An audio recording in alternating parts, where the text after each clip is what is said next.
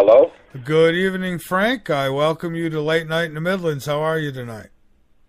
Doing just fine. Well, great. Well, I want to welcome you to the show, and I want to thank you so much for joining us here tonight. How have you been? I'm doing just fine. A lot of things going on, and a little travel been involved over the last few years, and so a lot happening. Yeah, well, I was just telling the listeners I had been over to your website, and the changes are fantastic. The site looks incredible.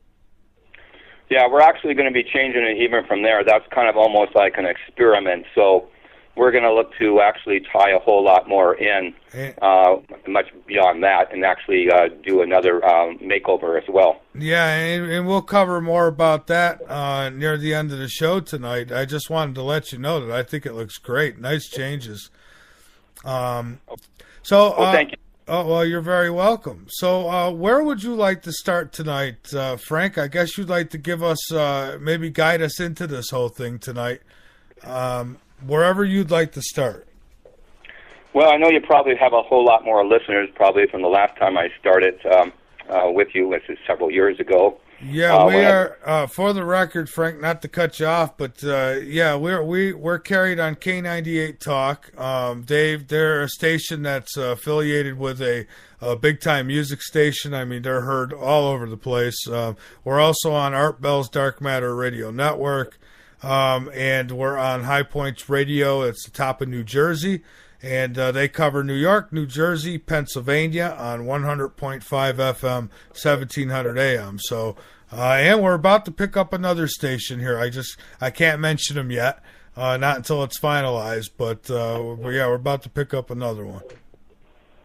Well, it sounds great, Michael, and it's really great to this evening to be able to speak with all your listeners and new listeners regarding the topic of Atlantis. And I do welcome all your listeners to the show. What this is all about really is really this, for the first time probably ever, either in history or even prehistory, the discovery of the lost continent Atlantis, finally actually discovering it. It's not just another show or talk about Atlantis.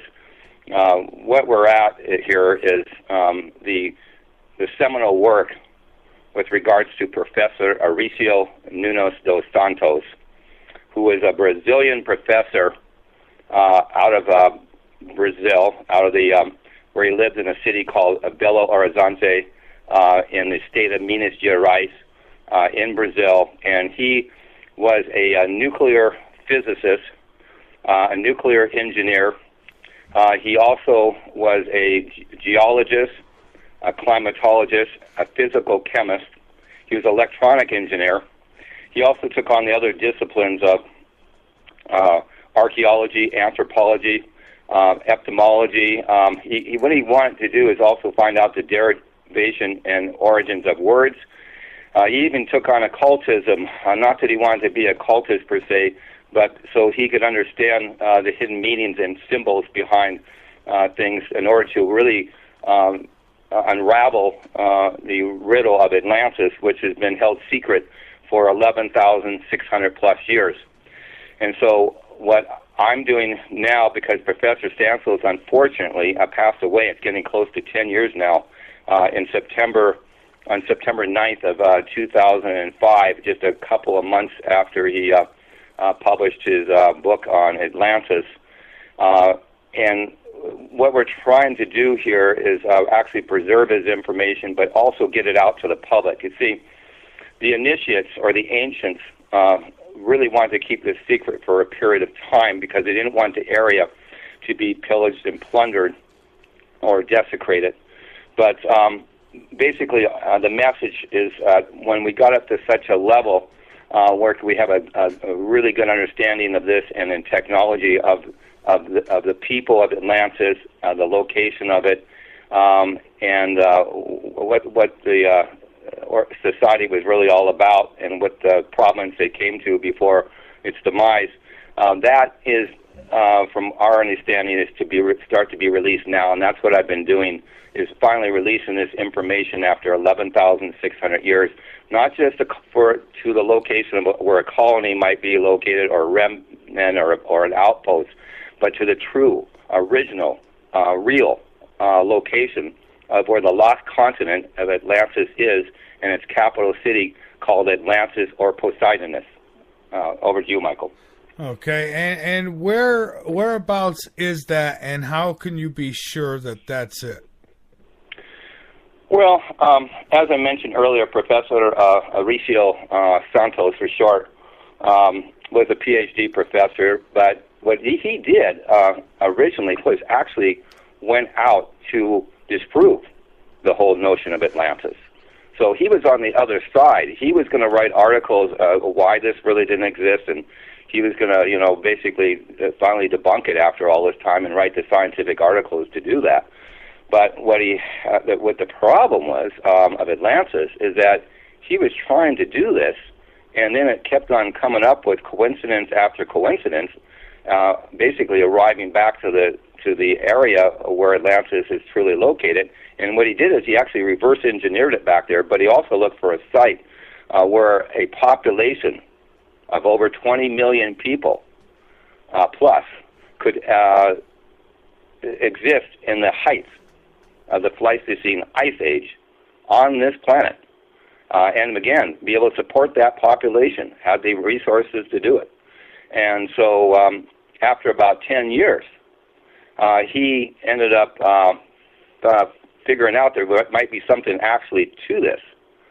So he ended up having to fill in the rest of the puzzle, which is actually something like not just a 1,000 or 2,000 piece puzzle, but something like a 1 billion piece puzzle, got scattered all over the world, the information.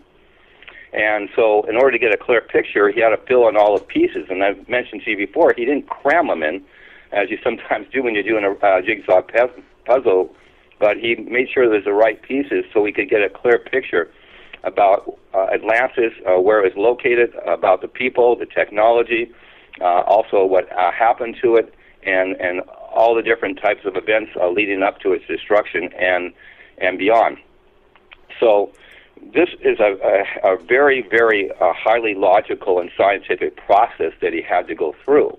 And then another almost 10 years after that, some of it with me, and then to fill into the rest of the pieces of the puzzle, and plus my research going beyond that for over 30 years. And so it's not just somebody coming up and saying, okay, Atlantis is in this spot or that spot, and having no scientific or logical basis of why it really is there. And that's been done over and over again, as you probably well know, because that's why we haven't fully located it since 11,600 years. Yeah, there's been, a few here and there who have come out, and then, of course, there's a lot of chiefs and very few Indians in these cases, and they'll all say, well, we know where it is, they know where it is, and, but nobody can agree on where it is, it seems. And yeah, and this has been going on for a long time, and as you and your listeners know, people come up with, all of a sudden you'll see in the news media a big splash about where Atlantis is, and then it all fizzles and dies out. Yeah. Well, we're not going away on this. I want to let your listeners know. We're going to get to the bottom of it, and actually we've got a lot to the bottom of it. We pretty much have figured out and maybe many of your listeners may know, that a lot of archaeology and maybe even anthropology is done probably 75 to 80% in the classroom or through study and research, and then the rest of it more or less done out in the field.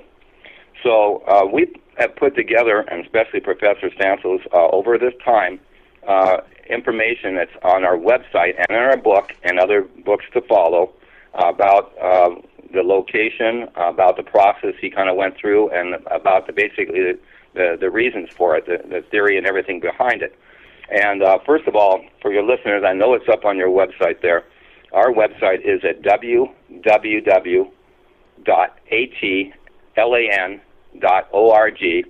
It's the first 5 letters of Atlantis. It's a .org website.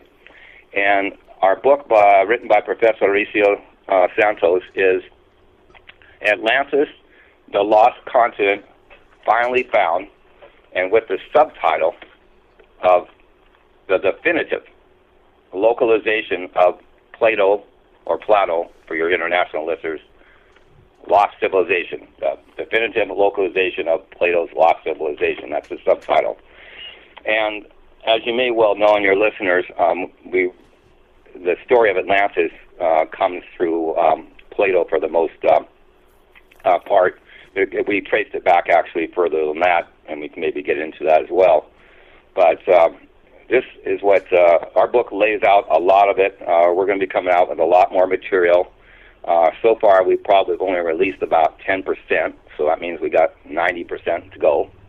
And we're also working on getting, because I know a lot of listeners don't want to just go by what a book is.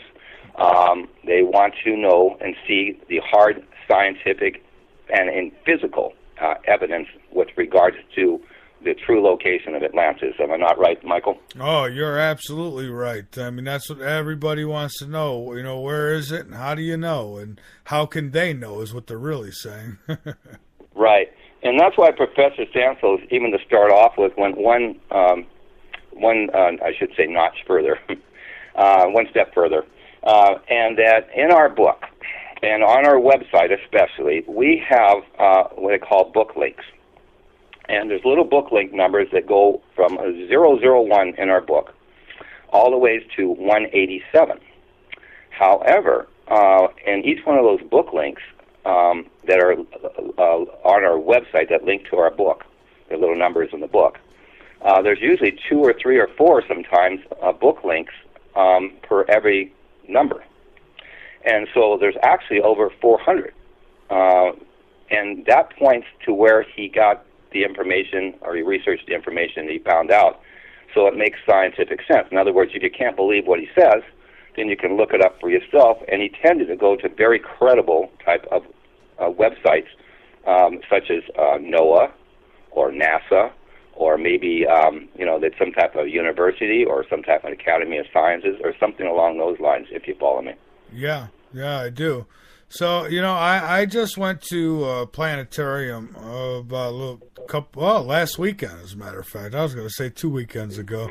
But, yeah, it was last week. And one of the things that they were discussing briefly was the Ice Age. And, looking at the video that they show, I mean, it's just, I guess there would be a spot on the planet that would still be somewhat tropical, while the rest of it would be froze over. Is that right? Yeah, I mean, at least the areas around it, and that's what Plato describes in his 2 dialogues, the Critias and Timaeus dialogues. So, in order to lay this out for your listeners who may have not heard about it before, is a reason we haven't found Atlantis is we've been looking basically in the wrong haystack, or the wrong haystacks, all this years. And if you know it's the people have gone through the trouble. If you're looking for a needle in a haystack, it can be very difficult to find, let alone in maybe more than one haystack. But if you're looking for a needle in a haystack and you're looking the wrong haystack to begin with, you'll basically never find it. So what we did is we ended up, like I said, Professor Santos is reverse engineering it back to its true location and going finally looking in the right place for once versus the wrong place. And that's why if you start to do it that way, you might actually find what you're looking for. In this case, if it's a haystack's a needle. In this case, it's Atlantis, or evidence of Atlantis, of a lost civilization that dates back about over 11,600 years ago and beyond. Let me ask you this. I mean, how come science itself, how come they have such a hard time admitting that Atlantis was real? For me, I don't need no real big convincing. I think it was. But if you bring this up to, I guess mainstream science, there's no evidence of that. Why do they deny it? Is it that they know and they just don't want us to know? Well, that's really one of the greatest and best questions ever, Michael, and I'm glad you brought it up. And here is the deal. Professor Santos explained to me, and I don't doubt this at all, that the scientists at one time were very interested in Atlantis. But what happened is they got really turned off by so many people, amateur researchers that did not have the necessary background and disciplines to do the research properly. So what happened is they got turned off, because it's kind of like the boy who cried wolf. If you're in that story, if you cry wolf over and over again, and you have people coming and there's like no wolf, or in this case no Atlantis, and you do it over and over again, people stop coming even when the wolf actually appears. In this case, scientists got turned off because nothing ever came of the whole thing, and so they all got interested, and then nothing came over and over again, so they got turned off by the whole thing. And because they were wanting to maybe do, the research, looking for the physical evidence, but if it's not in the right spot, not in the right place, there's nothing there to be found. You follow me, Michael? Yes, I do. Now, did Richard Hoagland also take an interest in Atlantis, or is that what led you to your interest in Atlantis? Okay, I assume you read off my bio. Yeah, and I know there's some people who are curious as to the extent, because I've not heard Richard talk too much about it unless he compares it with Mars or along those lines. So I'm just wondering at what depth was he involved? Well, here's the deal on that. I did some research for Richard a number of times, and then I came across the work of Professor Mauricio Nunes dos Santos on his website, atlan.org. And I, first of all, found it extremely interesting information and very different than what I've ever seen before, because it was laid out very logically and also very scientifically. Now, I started to look deeper into the website, and I said, who the heck wrote this information? And I start to look at his background, and your listeners can go up there and take a look at his curriculum vitae or resume, and you will see that Professor Santos has a tremendous background. He was into all sorts of types of sciences that would have to do with the physics, and as I mentioned, and also with nuclear engineering and nuclear physics and physical chemistry and so on. Actually, he was the person highly responsible, or at least one of them, for the alcohol fuels program down in Brazil, which is actually a model for the world for burning alcohol, 100% alcohol, called alcohol, in your cars. They down in Brazil, about 95% of the cars burn pure alcohol, and the other cars burn like E75. So that's one of his inventions, more or less, that he was working on that technology. The other thing is, too, with Richard, when I came across the website, I actually got Richard in touch with Professor Santos, and they had a conversation one day. So we were gearing up for that, because Professor Santos, although it wasn't his specialty, he thought, and this is speculation, that the Atlanteans may have come from a Mars-type planet. It may not be Mars, but a Mars-type planet. And our thought was maybe one of these days is having a Atlantis-Mars conference with Richard or something like that. That would have been awesome. It's too bad. Well, we could still do it. I'm carrying on the research, as you well know, and work with Professor Santos, and I've had quite a few conferences, actually, some international as well. And so we can definitely put it on. And this goes back also to the website, and one of my co-webmasters will be on later on the program. His name is Jeff McNeely, and he'll talk about some of the changes we're going to really do, because what we're looking to do is get the public involved in this, because what this project is really all about is humanity. That's what it really comes down to. It's about humanity, and not just for a few people, but for really the whole world is what it comes down to, and or not just even a country or two where maybe Atlantis is located, that sort of thing, but it's about everybody's humanity, where civilization began. Going back to your roots of your very ancient ancestors that want to, at this point in time, divulge this information after it's been held secret for 11,600 years, and a lot of that for very good reason, as I mentioned earlier. I guess, and I don't know if your listeners, I'd like to really get down to what is the importance of Atlantis for mankind. Yes, please do. Okay. Atlantis is a source of most all religion, most all science, and most all races and civilizations. It is a cradle or birthplace of world civilization where civilization began. Its discovery now, at the very dawn of millennium, has been predicted from deepest antiquity and is indeed the true message of the Gospels and other such holy books. The discovery of Atlantis brings back the hope of rebirth of the Golden Age, which is the Sata Yuga in Hindu, which, with its promise of universal peace, harmony, love, and happiness for all mankind.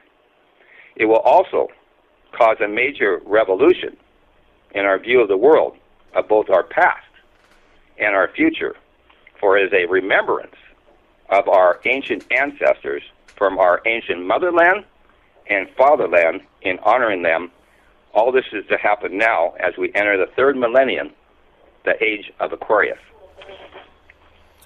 So then you think that by learning this, and I'm right there with you, by learning more about Atlantis and for it to come out and people to finally know more about it, then that would tell us a lot, where we came from, who we really are, or would there probably still be questions even long after that, huh? Well, sometimes when you get answers, it raises more questions, so that can happen. So anyhow, I wanted to kind of lay out for your listeners before the Barrakovans come on, which is, by the way, our expedition team from the Maritime Mystery Explorers, who are located actually presently over in Australia, but also are based with their vessel in Miria, and they'll explain more about that on the island of Borneo. So what happened with Atlantis, and this is to answer your question too, why we really haven't found it, is that we've been looking on the wrong haystack, or in this case, on the wrong side of the planet, because a lot of people think if it's Atlantis, it's got to be located in the Atlantic Ocean or thereabouts. And what the issue is, or the problem of Atlantis, is that it's not the Atlantic Ocean as it is today. The location is the Atlantic Ocean, or the oceans of the Atlanteans, as it was 11,600 years ago. And as you well know, things get changed over time, names and whatnot. For instance, sometimes different oceans get relabeled, like the Indian Ocean. It used to be called the Erythraean Sea. But actually, at one time, it used to be called the Atlantis Ocean, or the Atlantean Ocean, as well as the Pacific Ocean. But what happened is, there's an explorer by the name of Vasco Balboa, and he ended up, more or less, and supposedly that is, discovering the Pacific Ocean. But he did not name it. Another explorer by the name of Ferdinand Magellan did, when he saw it through down through Chile and Argentina way, and he through the Straits of Magellan, and he saw the Pacific Ocean, as it's called today, as a very peaceful, calm, and passive ocean. So for the infinitive word in Portuguese or Spanish called Pacificar, depending on how you use it in the sentence, it shortens either Pacifico or Pacifica. And what happened, we dropped the O or the A, mainly the O in most cases, and the name stuck as Pacific Ocean. And again, he saw it as a very peaceful, calm, and passive ocean, and that's why he named it that. You follow me, Michael? Yes, I do.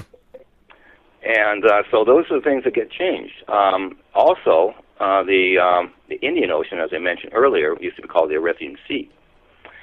Before that, the Atlantic Ocean, but now it's called the Indian Ocean. What probably should have changed and made it a lot less confusing is the Atlantic Ocean, as it's called today. If that was changed to the English Ocean, or the English Sea, ocean most likely, then that would make a lot more sense. and they would have left at least either the Pacific Ocean at the Atlantic Ocean or Atlantis Ocean, Ocean of the Atlanteans or whatever, as well as the Indian Ocean, then that might have made sense, one or the other. But it didn't. I mean, these things they got changed around. So this added to all the confusion of everything. By the way, all the oceans of the world pretty much connect to each other, so you can kind of sail, let's say, from the Indian Ocean to the Pacific Ocean, the Pacific to the Atlantic Ocean. It just depends. If you have to go around the continent, at least at that time, now you can go through the Panama Canal and so on. And this type of navigation or being able to circumnavigate the world is called coterminous. In other words, the scientific name of all these oceans joining each other is called coterminous. That's how they are. So what we found out is that the location of Atlantis and the word is highly encoded by Plato or Plato in the word Atlantis, which is actually encoded in 3 different languages. And he was able to decode this, and that also helped him. And also, he ended up speaking, Professor Santos, and deciphering, and mainly finding out the language of the Atlanteans themselves. And the word Atlantis has one of those languages in it. And first of all, the word Atlantis is in the language of Sanskrit. It's also in ancient Greek, and it's also in another language, which is the language of the Atlanteans, called Dravida. And Dravida is Dravidian, and it's also what's called the language of the birds. And so what we found out on this here, Professor Santos did, is that this word means basically antipodal, meaning on the opposite side of the world. But most importantly, it's also encoded, and I broke this down earlier in your show, a couple shows back, but it basically means is that Atlantis is located on the opposite side of the world, that is from like Europe, in the sunken mountain marshlands. And so that's where Atlantis is, island marshland lands is where it's located. And what we found out also, it was to be located not in the Occident, but also in the Orient. So in other words, not in the Occidentale, but in the Orientale. And where what they call the Pacific Ocean today meets if you look from one side of the world to the farthest west, but also if you look from Europe from the other side to the farthest east. So in other words, it's where east meets west. And that area happens to be in the area of Southeast Asia, most importantly in and around Indonesia. And so that's where the true site of Atlantis is located, is Indonesia and the surrounding area, which includes Malaysia, the island of Borneo, which in one side of that is Kalimantan, that belongs to Indonesia. The other side is Malaysia or Sarawak, and also the country of Brunei. It also extends over to the Philippines, which is the northeastern extension, and goes right on up to the north, as it's a subcontinent of Asia. So it goes right up into the Thailand area, even into Laos and Cambodia, and I think Vietnam and so on. Wow! So that's the far northern extension on that. But the most of it, the vast majority, is in Indonesia. And we, or you have, I should say, have slides up on your website showing a diagram that was put together by Professor Santos using geographical type data and underwater archaeology type data and so on. And he did this a number of years ago. But what's even more important is that we've got this from several different sources that are listed on our website, by the way. One being in a National Geographic magazine that shows what the area looked like 11,600 years ago, and more, and actually beyond that. And also on our cover of our book, it also depicts this as well, and you can see the land area above the sea as well as below the sea. And by the way, Atlantis never sunk; it's the sea levels rose, and I'll explain that more later. So it's an optical illusion. But most importantly, I was going to say there's also an infrared image on your website as well. That is a very, very exact, and also is a space spy satellite image of the area as well, that shows the area of Atlantis above the ground and below, and it's still there today. It's just 150 or so meters below the surface. If the water levels were lower, the whole continent of Atlantis would reappear. I see. Period. And I'm looking right now, and for anybody listening, if you're not on my website, you can go over to latenightinthemidlands.com, click on the Show Pictures tab. Tonight's Show Pictures, there's a tab under the News and Discoveries, drop-down menu right at the top of the website, and you'll see right there it says tonight's Show Pictures, and click on that, and that's where you're going to find the pictures. We're working on putting a slider in. We didn't get to it yet. We will get to it in the next week or so, and there'll be an actual better looking slider up there. But right now the pictures are there, and you can go right down the line and look at them. Yeah, a couple other things too for you and your listeners. First of all, this particular slide, the NOAA Space Spy Satellite 1, we obtained this through the FOIA, which is the Freedom of Information Act, in order to get this, which was not available, actually. At the time, Professor Santos drew out his own map. So you can begin to take a look at how close these actually are once you bring them up on a full screen, and you can compare the two, and the one on our book, and also other ones like the National Geographic and so on, which is on our website. The other thing, too, I usually preface the show, and I usually do it earlier. Professor Santos and myself, and other members of our team here, we're not in this for some type of political reason or religious reason. Or in other words, we're not looking to put one religion against the other or put one religion down or anything like that, or even any social reason like that, other than we just want to get the truth out, and that's what it comes, and mainly from a scientific standpoint. That's what this is all about. It's about the listeners, about your humanity, Michael, and that of all your listeners, as well as myself and of course our team and everybody around the world. It's information that's been held back for way too long.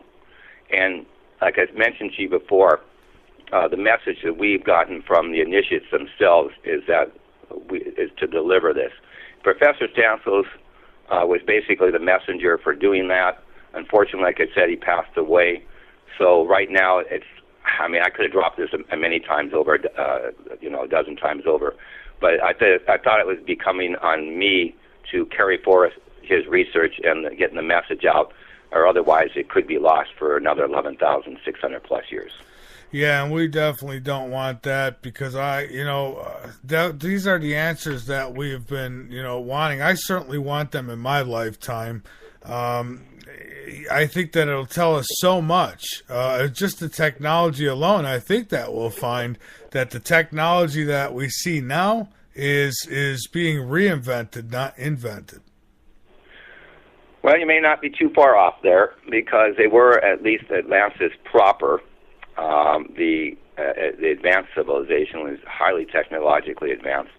And probably I should back up a little bit too, because I want to explain about Atlantis and what really happened, because there's been so much misinformation, and some of it on purpose, some of it because they didn't want the area pillaged, plundered, desecrated, because it was known as the Golden Peninsula, or the the land of gold, and actually other minerals, and a lot of the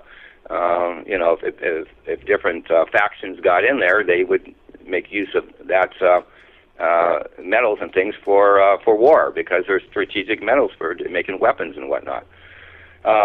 But anyhow, going back further, the original land for civilization was actually, it's been called Lemurian Atlantis, or Mu, which means motherland. And it got that name because of a couple of naturalists called Slater and Haeckel. And these gentlemen, and along with Madame Blavatsky, as your listeners may have heard about, with the Theosophical Society, kind of got this idea about a land bridge from Madagascar or from Africa going out into the Central Pacific, which, by the way, was a hypothetical land bridge that never really was, and that somehow these little creatures called lemurs were able to traverse this land bridge. And so it ended up getting this name attached to it called Lemuria. But in our book, Professor Santos mentions about Lemurian and Atlantis. But a lot of your listeners may know it by Mu, which means motherland, but which, by the way, was the motherland of all civilizations literally on this planet, or most all of them. And it unfortunately got kind of destroyed to a large degree by the Toba volcano, which is a caldera volcano, which is up towards the northern part of what is now called Sumatra today. By the way, it used to be called actually Java, the whole place, the whole island, Upper Java and Lower Java. There is still Java as the name today. By the way, the name in Dravida is actually pronounced Jawa, even though it's spelled Java. In the language of Indonesia, Bahasa Indonesia, it's actually spelled Jawa, but it's pronounced correctly Jawa. So that's a whole other thing about linguistics. But what happened is it got destroyed, and it was really the first Atlantis, the motherland civilization. But what happened is that the inhabitants ended up having to flee over into India, in some areas where they got chased out of by the locals because they were kind of desecrated, and their homeland to a large degree got destroyed, and they were having issues of surviving. But it's kind of like Katrina, where they had an exodus out of the area. But like Katrina, they went to, like, say, Texas and Georgia and Atlanta, Georgia and Louisiana, other parts of Louisiana and Florida, and even up as far as Washington State here. But what they did is they ended up going into the Indus Valley area between what is now Pakistan and India. It was more India at the time, and they ended up rebuilding. Is what they ended up doing. They ended up being there for a period of time, but they ended up kind of rebuilding, going back to the location of the motherland and rebuilding. And that was rebuilding of over 60,000 years to the advanced civilization, Atlantis proper, the wondrous sun. So the original location of Mu and the location of the wondrous sun, Atlantis proper, are basically the same location. Now, what do you think? Is that the first Atlantis or the second Atlantis or the one over in India, which is, by the way, the fatherland of civilization, is the third one? You can put it in whatever order you want. Some people might think that the first one is Lemuria, the second one's in the fatherland in this valley area, and the third is the wondrous sun. The other people might think that it's the first one is the same in Lemurian Atlantis, the second is the wondrous sun, and the third is the one over in India. But again, the location in India was supposed to be just really a temporary location so they could regather, rebuild, collect themselves, and go back and to their original land. And probably most of them did, except only one problem is that another volcano went off, which is also a caldera volcano as well, called the Krakatoa volcano. And that one ended up, and the word Krakatoa or Krakatau means actually to cut or saw in half. and that's exactly what it did. It saw half the big island of Java, which was Upper Java and Lower Java, and now it's called Sumatra and Java. And now it opened up the Sunda Strait. So, by the way, it also created a tsunami, and this is not just us making it up or something like after the tsunami that took place on December 26th of 2004 up in Aceh, but it was well documented in our book and our website about these things can happen. But instead of putting up a wave that was like around 20 meters high, like in the Aceh area or even in the area of Sendai, Japan, which I think all or most of your listeners have seen on TV and elsewhere, it put up a wave that went up over 2,000 meters high. And so that is like maybe as much as a couple of miles high. So that was able to take out the continent as the deluge came in, and people had to retreat either up to the highest lofts, or else a lot of them ended up perishing because they were drowned by the just like in Aceh or Sendai by the water coming in. By the way, which also receded, so that's known as the Great Deluge. So if you were out in a vessel and you were looking at the continent of Atlantis, you might think that it actually sunk. But that's an optical illusion. It's that sea levels rose. But they also receded later on, just like they did in Sendai, just like they did up in the Bande or Aceh area. And so that the water went back into the ocean. But then later on, what we found out, too, is that the universal flood was not only just in that shallow area that went up 130 to 150 meters, but also around the world.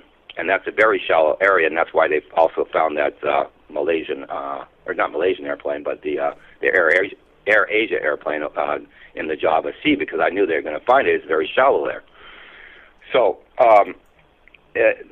what happened is that we found out is that the fly ash from the Krakatoa volcano ended up coming down on the glaciers, like in North America, where you and I are at, and other parts of the continent of Europe and so on, and melting off the glaciers, which ends up being more than a mile high, thick too. In other words, maybe a couple of thousand meters of ice on our continent here.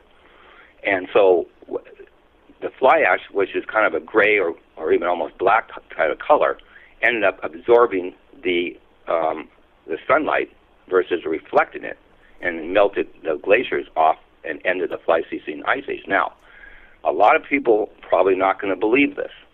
So what I suggest is that it is book link number 12. Go up to our website. Go to book link number 12. It will lead you to the NASA website where you can check out this information yourself, that this indeed truly can happen. And it's called the albedo effect. That is the scientific terminology for it. That's why I'm laying this out, because a lot of people may not believe this even possible to happen. The albedo effect. The albedo effect. And so that weight, by the way, that came off the continent, which is rather heavy, as a lot of people may know, when you're carrying water, you have a certain amount of it, it gets very, very heavy, let alone a couple of miles high sheet of ice or glaciers on the continent. Now, because you take off all that weight off of the continent, and you also place all that weight back into the oceans, it has to level out or balance out over time, and it may take like even 1,000 years. But all the cracking and weak spots on the continent, on the continents, and also on the ocean floors, adds a lot of stress, and other types of volcanoes and other activity take place while this is all balancing out over time. So that's what caused your universal flood because of that. We also found out that volcanoes, which are more prevalent than comets or meteors coming in, and the most volcanically active place in the entire world, which is Indonesia and the surrounding area, which is part of the Ring of Fire, that they can trigger on volcanoes as most likely something like the Toba volcano did. And they can also, directly or more indirectly, I should say, trigger them off. And we felt here, at least the theory of Professor Santos, is that the Krakatoa volcano ended the Pleistocene Ice Age because of this. But the Toba one could have put it on an ice age or some volcano like that because of all the fly ash that went up in the atmosphere and stratosphere that ended up blocking out the sunlight. And by the way, that's where you get this thing where it may rain for 40 days and 40 nights, because it also put up a lot of vaporized water into the atmosphere and stratosphere that had to come down over time. Yeah. So this is the process, the mechanism, and things that we believe that it went through. And a lot of it's based on a lot of scientific work that Professor Santos did. Would these volcanoes be equivalent or even greater than Yellowstone? Because we're told that if Yellowstone was to go off, it could be catastrophic. It can do just what you said, block out the sun. Excellent question. And the deal is with that is that it's also a caldera volcano, too. It's not an ordinary volcano. It's a super volcano. It's an extremely super volcano. It's not like the one we had up in Washington State here called Mount St. Helens that went off on May 18th of 1980. That is what Professor Santos basically calls a puny volcano as compared to one of these super mega volcanoes that can really change things around. By the way, one other thing, too. There was a war of Atlantis that was going on, too. And this is something that everybody around the world should take great concern about, and that we start to really respect each other, and also people need to be held a little bit more accountable sometimes for their actions. Is that with the war of Atlantis between what is the sons of lights and the sons of darkness, which is the war between the Dravidas and also the Ariel Semites, is that somebody got kind of like a bright idea, which wasn't so bright, that to get one up on the other side and get a tactical advantage, that to drop a nuclear type of device down in and around the Krakatoa volcano, because they knew it was these volcanoes were active and could go off a little bit more, but they didn't expect it to go off as much as it did, because it ended up kind of destroying them too, not just the other side, and also did a lot more damage than they thought it was going to, because Professor Santos, who was a nuclear physicist and a nuclear engineer who had this kind of background to the nth degree, was able to determine a lot of this with regards to nuclear signature. Also, he was able to trace the carbon-14 at that time back in the atmosphere, which we also have some charts on, and found out that those nuclear signatures ended up, and there's some of the areas in like Harappa and also Mohenjo-Daro that have these half-life daughter products that date back to this 11,600 years in time. Additionally, there's also been some other areas, even in Sumeria or Mesopotamia, where the sand has been fused, and it takes a nuclear type of heat in order to that, or explosion in order to fuse the sand. And by the way, the cradle of civilization, or birthplace of civilization, is not in Sumeria or Mesopotamia, as the news media sometimes reports, but it actually is in Indonesia, which is really the holiest land in the entire world. Is not the Middle East. The original holy land for all civilization is in Indonesia and the surrounding area. Oh, okay. And so, okay, continents. We got a couple questions coming in here. Continents is one of them. Somebody had said that they were told that Atlantis, when Atlantis existed, that the continents were all together, and that's what happened to it, that they split apart. And you say no, that's not it. No, that has to be continental drift, which may take millions and millions of years. The Atlantean or Lemurian civilization may have gone back hundreds of thousands or maybe a million years, but this might take a whole lot more than that. A lot of that has to do with a thing called Pangea, but no, that's not really it with regards to this. That's much earlier. Took a lot longer time for the separation and so on. Oh, by the way, I was going to mention too that we found out that the garden of Lemurian Atlantis, or Mu, is the actual famous Garden of Eden, or Garden of Aden, as people may recognize it. Oh, amazing. Now, you know what's fascinating here. I mean, it's all fascinating, but you had mentioned the whole Mars concept earlier, and as I was thinking about that, we had, I believe his name was Dr. Brandenburg, who was on this show. He's a nuclear physicist, and he said that there's now evidence that's come in that would show without a doubt that there was some sort of nuclear explosion on Mars as well. And it kind of makes me wonder, because did both planets seal the same fate? Well, as I mentioned, whether it's a Mars or a Mars-type planet, that's speculation of where at least the Lemurians may have come from. But, they were experimenting and using some of these tactical nuclear weapons. And so, there was a war of Atlantis, and you have to be careful with these devices, because they could end up ending all of civilization. See, what happened is that we lost 20-plus million people in a day and a night. It's the largest number of people we've ever lost on this planet in the shortest amount of time, and just the numbers itself, let alone the overall percentage, the highest percentage based on the population of the Earth at the time, which is probably something, maybe between 25 or 30 million, maybe left on the whole planet that were scattered around. Because Atlantis was a worldwide empire. They had colonies, outposts around the world.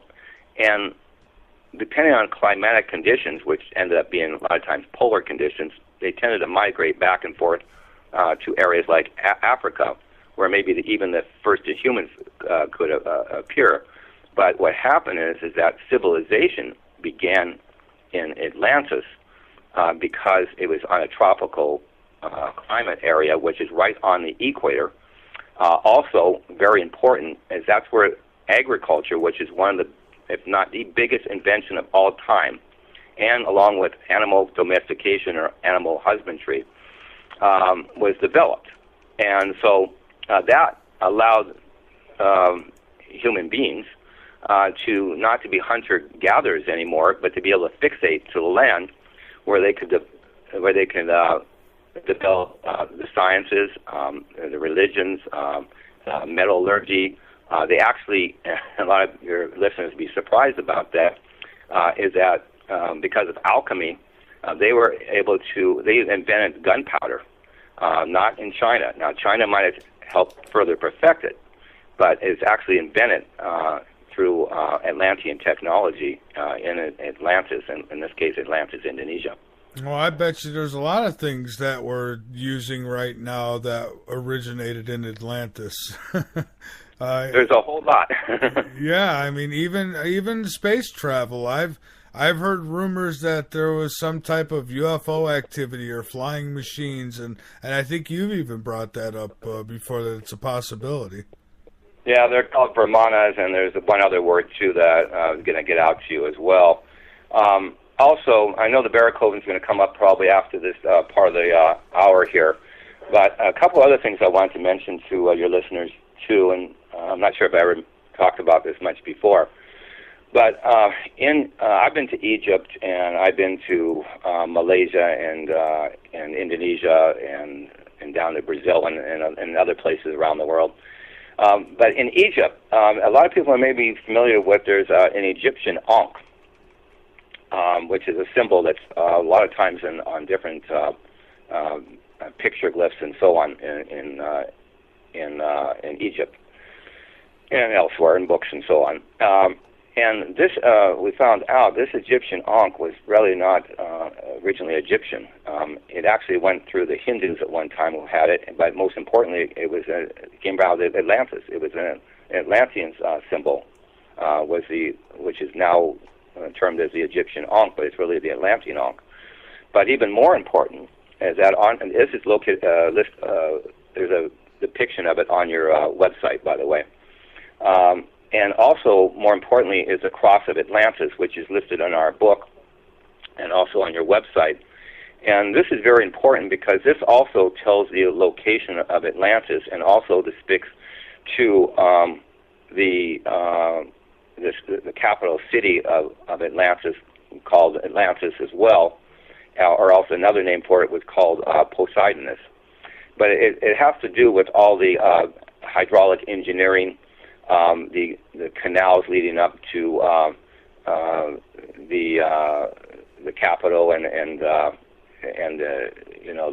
ports coming in for all the big ships to come into port, and we found out that the capital city is located really down the between what is now Bali and also Lombok, down the Lombok Strait. And the large ships had to go into there because it was deep enough waters where the largest ships could come into port to offload their goods, or else send the goods to other colonies or outposts around the world where they had, because they're a worldwide empire. But most importantly, I mentioned before, is that the latitude where, and it's still there today, goes right through Sumatra at 0 degrees.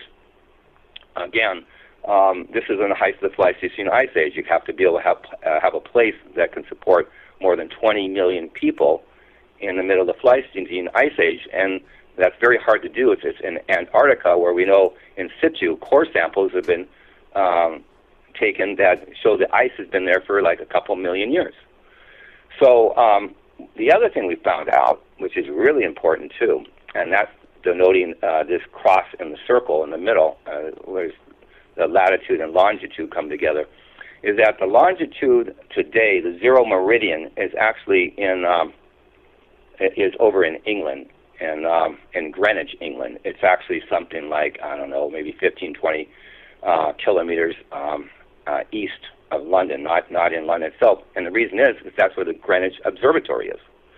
But most importantly, because England was an imperial power and also had one of the most powerful navy in the world at one time, and by convention, is that they wanted to have where the date started, the time started, called Greenwich Mean Time now, or we call it Universal Coordinate Time or Universal Time Coordinate, is located there. That's where the zero meridian is.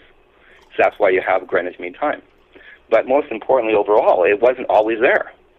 It was, before that, was in Paris, France.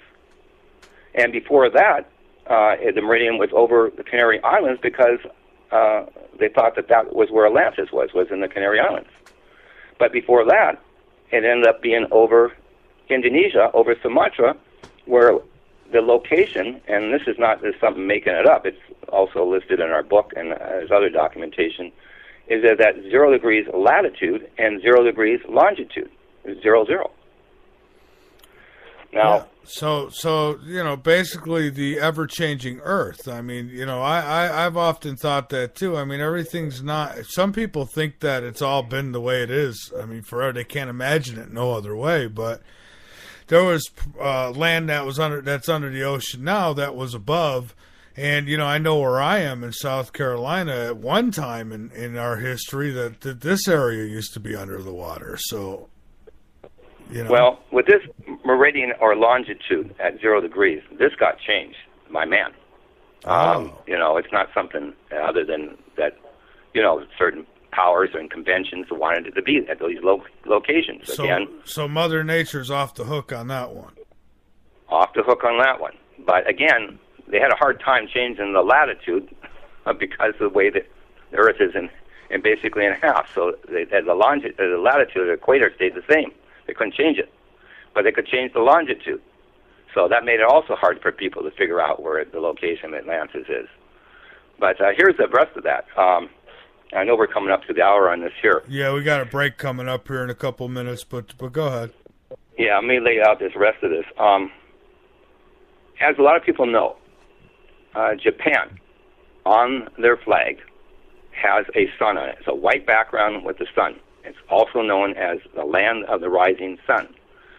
But actually, the original land of the rising sun was Atlantis, Indonesia.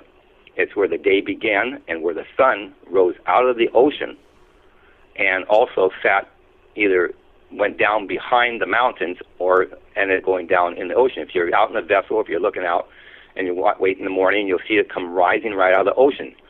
If people take a look at our original book that was printed in Brazil, they will notice the sun rising out of the ocean. That's not just by happenstance, because Atlantis is not only the land of the rising sun, it was also the land of the setting sun as well. And it's where the day began and the day ended. It also, if you notice that in the international timeline, is also located over in that area as well. It's just a little bit, I think it's a little bit east of where Indonesia is located. Wow. All right.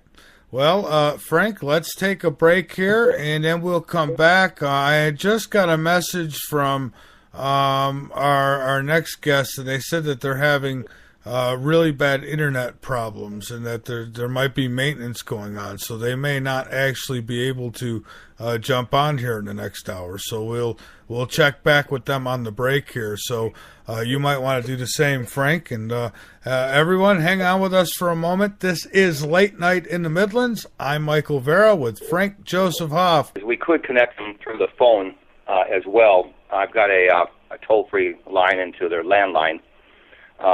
And so we could actually connect it through my phone and get the connection that way. It might take a little bit of technical to get it done right, and set it up, but that's the other solution to this as well, or backup. Okay? Okay. Did you want to do that, or do you want me to just try to bring them on? I would try to bring them on first, Okay. and let's use that as a backup, because it may be a little bit of connection, and I don't want your listeners to wait too long if they don't have to. But having said all that, Professor Stansel, they had contacted Professor Stansel a while back, and then also he had me contact them, because they were kind of coming up with the same information as we were in that area, because there was and Hans can explain this more, but there was kind of a seismic survey going on, or underwater surveys with the Neil Institute out of India.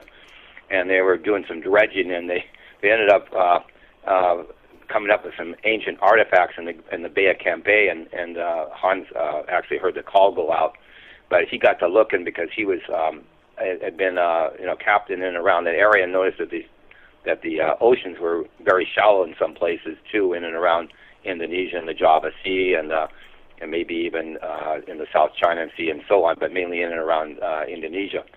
And so he also had somewhat of an idea, and that this might be, some sunken land from the past as well. So they acquired a vessel, and Hans can tell you more about this. It's about 19 meters long, and they had to put some money into this and get it operational. So we joined forces, as far as in getting this information out to the public. I've attended conferences over in Indonesia with them, and other ones I've done, and they've done some other ones too. And we got a lot more to tell about that. But maybe you can see if you can bring Hans Barakoven, Captain Hans Barakoven, and also his wife Rose up. Okay, and I am calling them now. Hello. Hello, Hans and Rose. How are you tonight? This is Michael Vera with Late Night in the Midlands. How are you?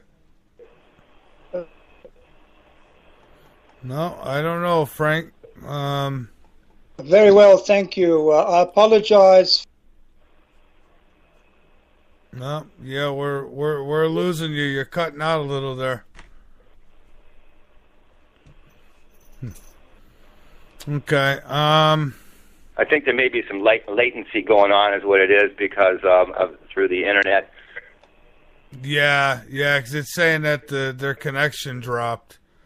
So they're having issues with their connection. So maybe we want to do it your way.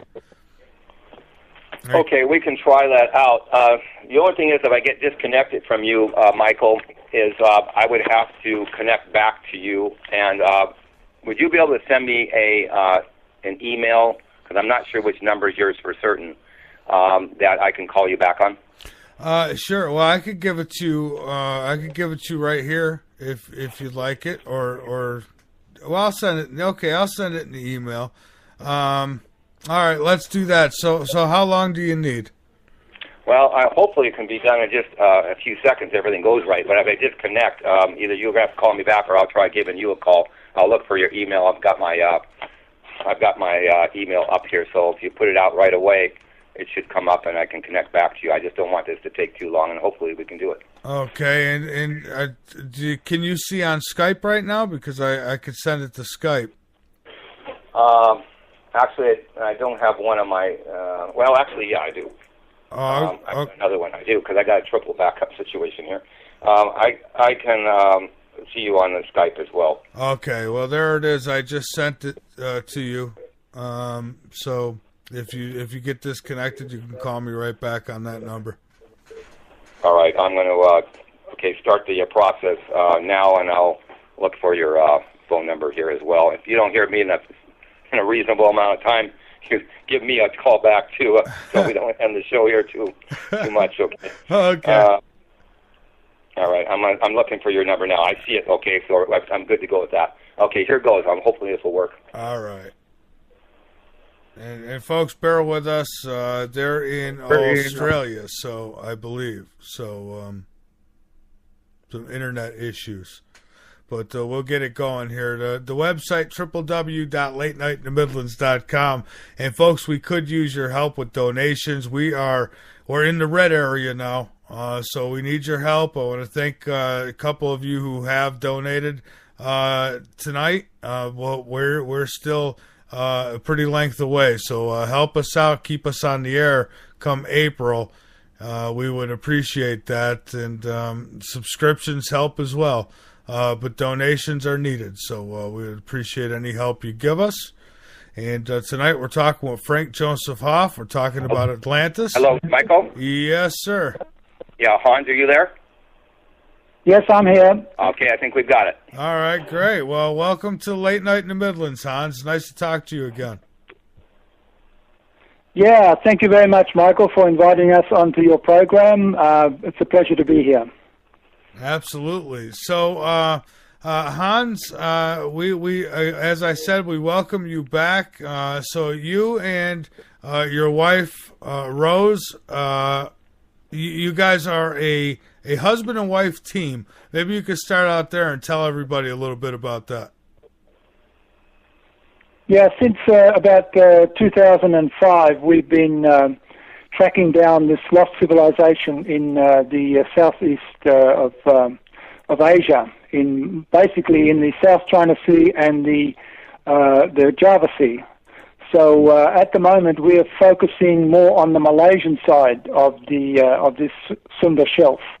The Sunda Shelf being that shallow water, which takes up all the area that we call the Java Sea today, and what we call the South China Sea.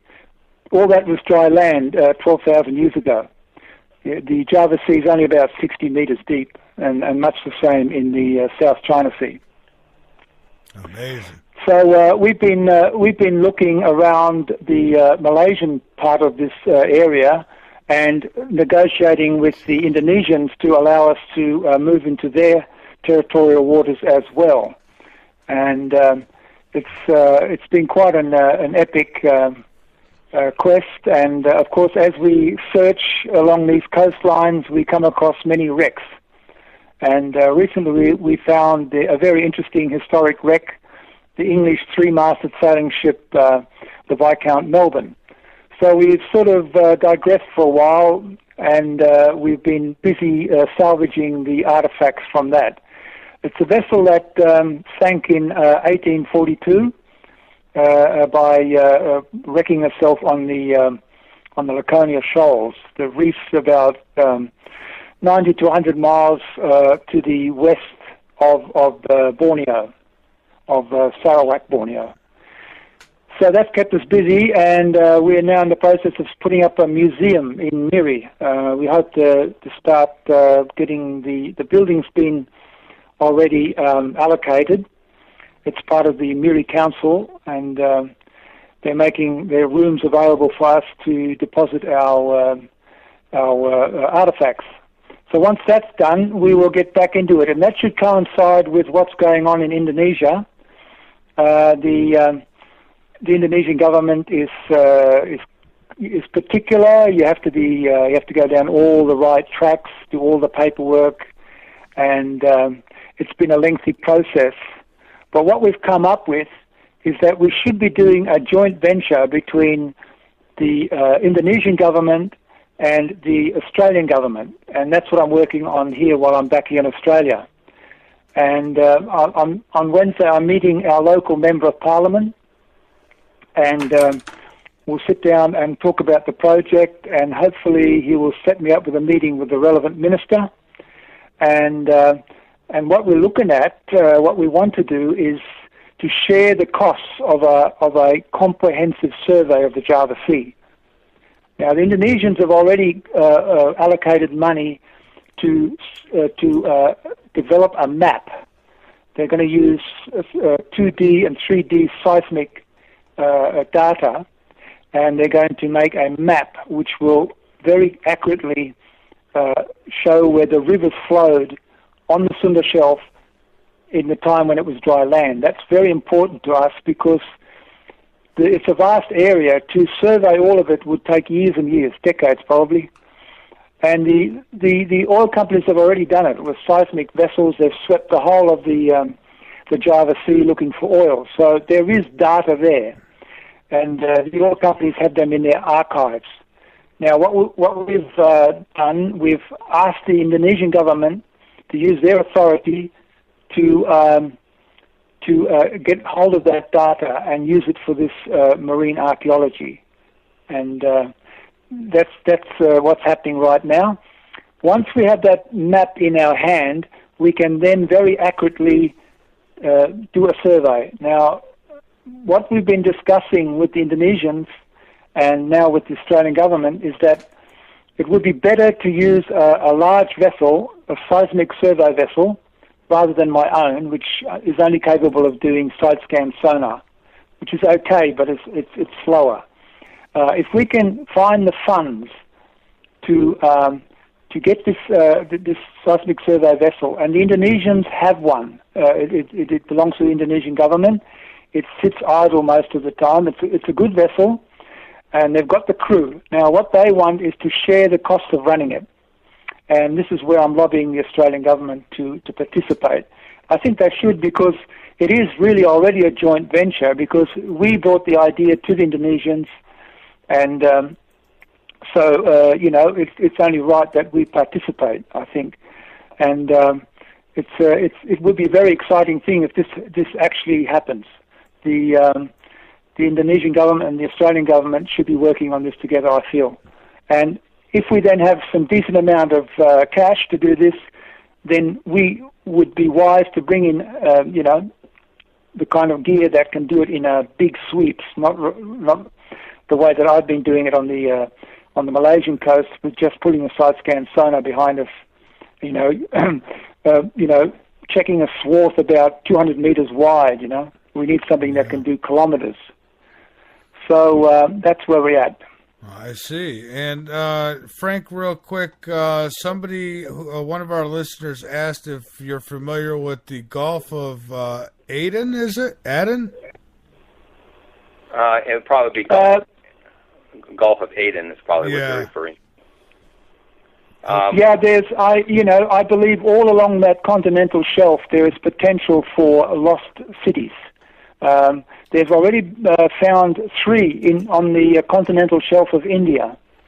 2 of them are located to the southeast of Chennai, the old Madras, and one has been found on the west coast to the north of Bombay. Not enough work has been done to excavate these because the Indian government is not they're not allowing foreigners to do any much salvage work. They're a bit tight about that, and so they're plodding along at their own pace. But it's I do believe there's even a better a location off the coast of Pakistan, just offshore from Karachi, where the Indus River.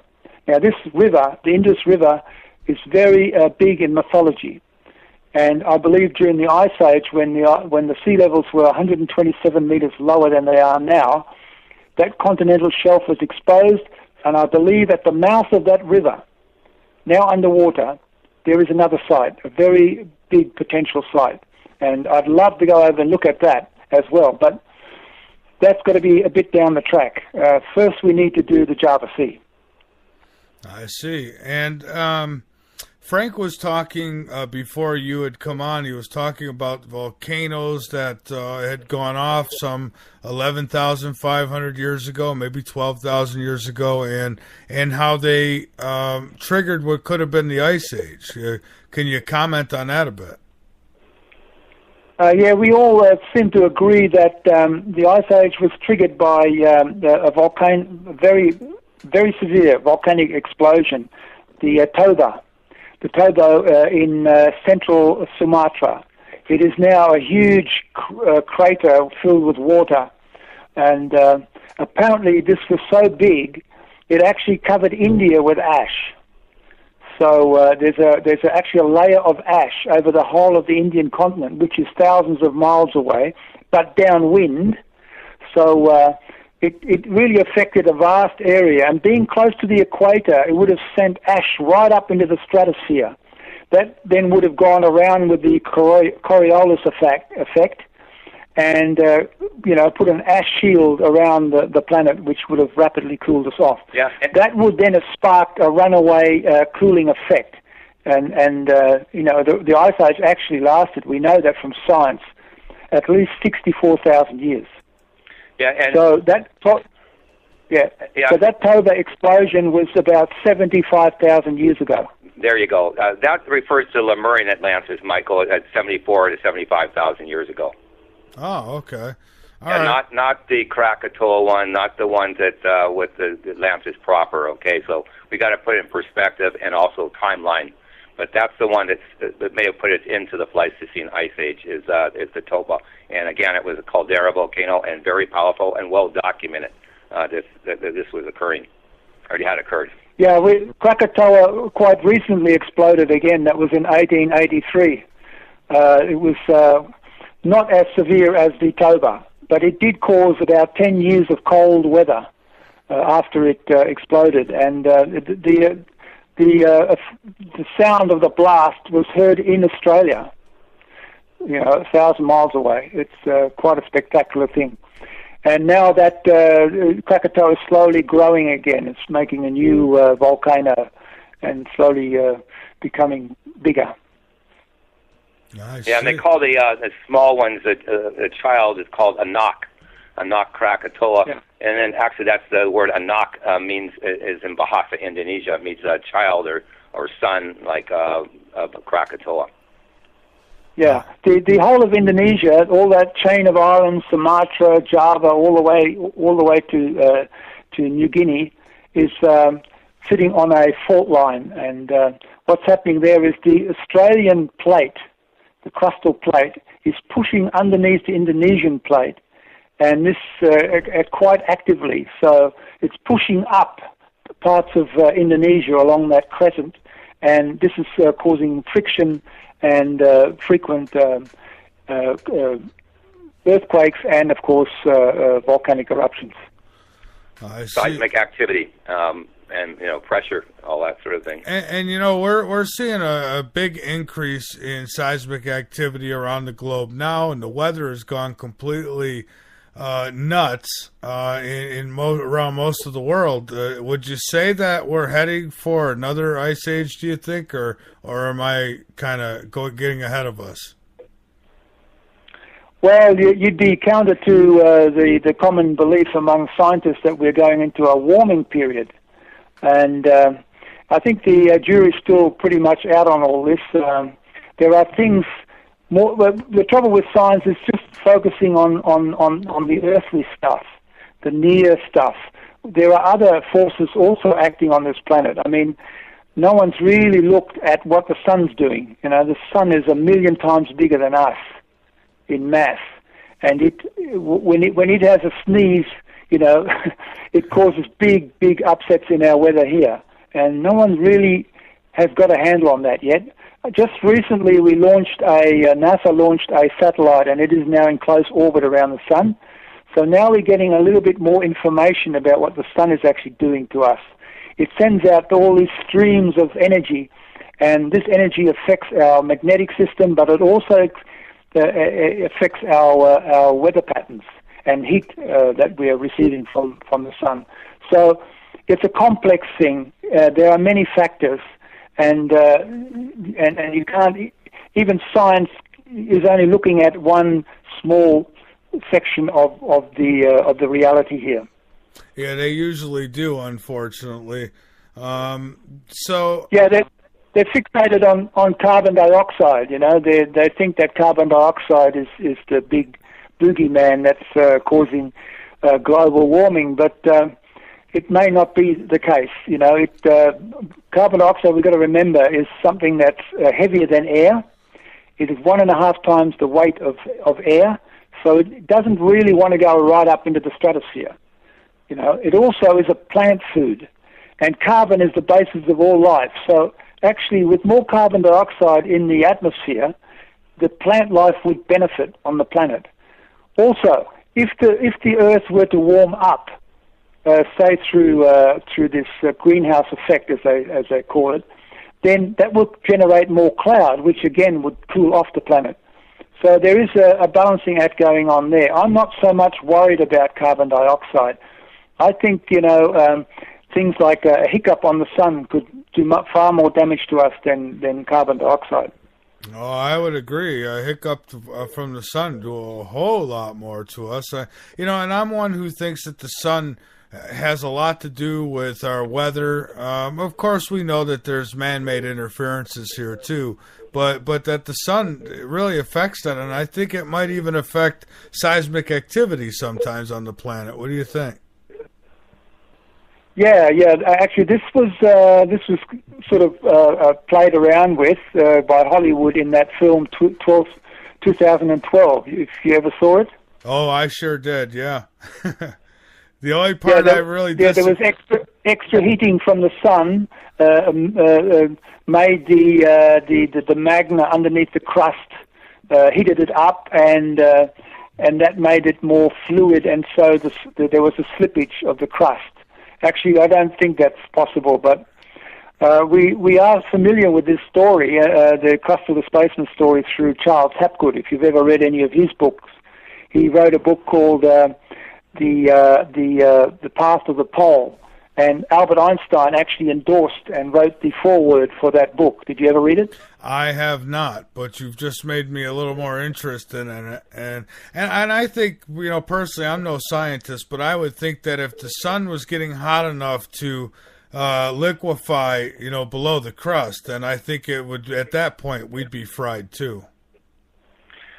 Yeah, I don't think Hollywood got that right. I mean, the way that Hapgood was describing crustal displacement, he said that what caused the crustal displacement was the massive ice caps during the Ice Age. And he gave that as a scenario for the possible rapid and catastrophic ending of the Ice Age. We've got to remember something really catastrophic happened, because we know from science that up to 60-70% of all the animal species on Earth were extinct at that moment when the Ice Age ended. Something big happened, and humanity was almost wiped out. That's why we have all these flood myths like the one about Noah. Noah is only one of 500 flood myths around the world. There were massive extinctions, and humanity was almost wiped out. Hey, Michael? Yes, sir. Yeah, Professor Santos, I told you before, early in the program, was also a climatologist, as I mentioned to you and your listeners. His feeling on this whole thing, his thought is that sometimes there is a flip-flop effect that can be triggered by different types of things like volcanoes, or maybe these greenhouse gases and the CO2 that goes into the atmosphere.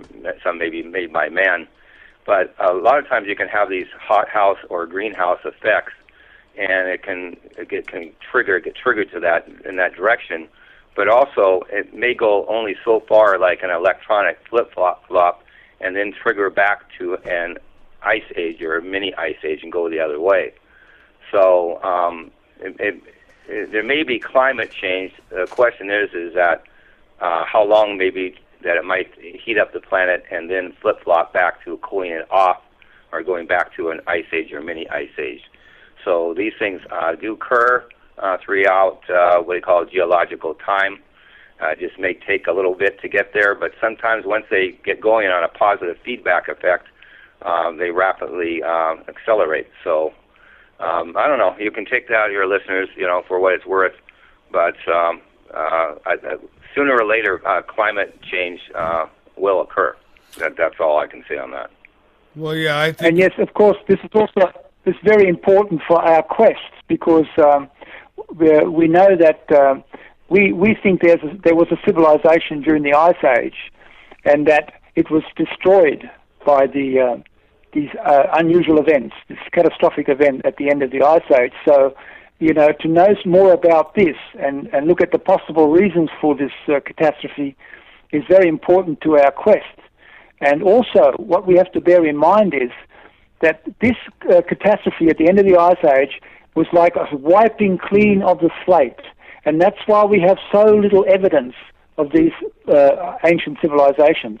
They were completely wiped out. They probably were down close to the sea level, and now with the rise in sea levels of over 127 meters, they're probably very likely underwater. So that's why we have myths but not enough evidence of these civilizations. It's starting to emerge now. People are really starting to seriously look underwater in the shallow reaches, and the beauty of this is, if we do find something on that shallow Sunda shelf, it is quite likely that it is fairly well preserved. Unlike shore-based archaeology exposed to all the weathering, history shows us that stuff underwater tends to be more preserved. Now, this is a very great incentive to me, because I want to solve the riddle of where do civilizations come from, and I do believe that the mythology has got some truth in it. We have to be careful how we read it, and we have to use scientific methods to verify, but we do need proof. We need some proof, and I think our best bet is to continue the search under the sea, and particularly in this region where we are looking now. Yeah, and I think it goes without saying that anybody who thinks that the Earth hasn't gone through some major changes in the past, needs to look no further than some of the, what seems to me like cities or towns or what have you that have been found below the ocean with pyramids and different things. Some of these structures have stairs. And why would you need stairs underwater, I always say. So, these things, they weren't built underwater. They wound up underwater. So I think we should have a huge interest in why that happened. Yeah, of course, we have to also differentiate between subsidence. Sometimes sections of the coastline will drop into the sea, they'll gradually sink. Sometimes it's the sea levels rising. So we have to be careful what we call it. But as an example, outside Alexandria in Egypt, in the waters there, in about 30 meters, there's fantastic relics and artifacts lying on the seabed, beautifully preserved. They are like, they're like they've just been made, and so we can benefit from this kind of research, and we can eventually, because look, we're all talking about this lost civilization, but we don't have the credibility because we don't have enough proof. We need miles and miles of proof. We need piles of proof. The only way to do that is to continue the search and come up with a city that has it all, and that's what we're hoping to do. Great, and we've got a call. We've got Ira. Ira, welcome aboard, my friend. How are you? Hello there. Doing well tonight. Am I too loud for you tonight? No, you're actually just perfect, I think. So go ahead. Okay, great. I think I got it set right this time. Yep. Hi, guys. Tonight has been a wonderful conversation. It's absolutely fascinating. I'm definitely with you guys on the idea that Indonesia had to be the pinpoint of Atlantis. I've thought similar over the years, and you guys have been saying this tonight, and I'm like, yes, exactly. Well, I want to point something out to you first. There's a lot of Johnny-come-latelys to this whole thing about Indonesia. Well, we're going to talk about the evidence with that's on the land right now that we've uncovered called Gunung Padang after your question.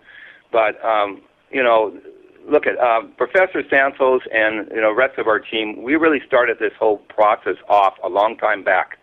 And I know there's a lot of Johnny-come-latelys that, kind of start, coming in on this, which is great in many ways.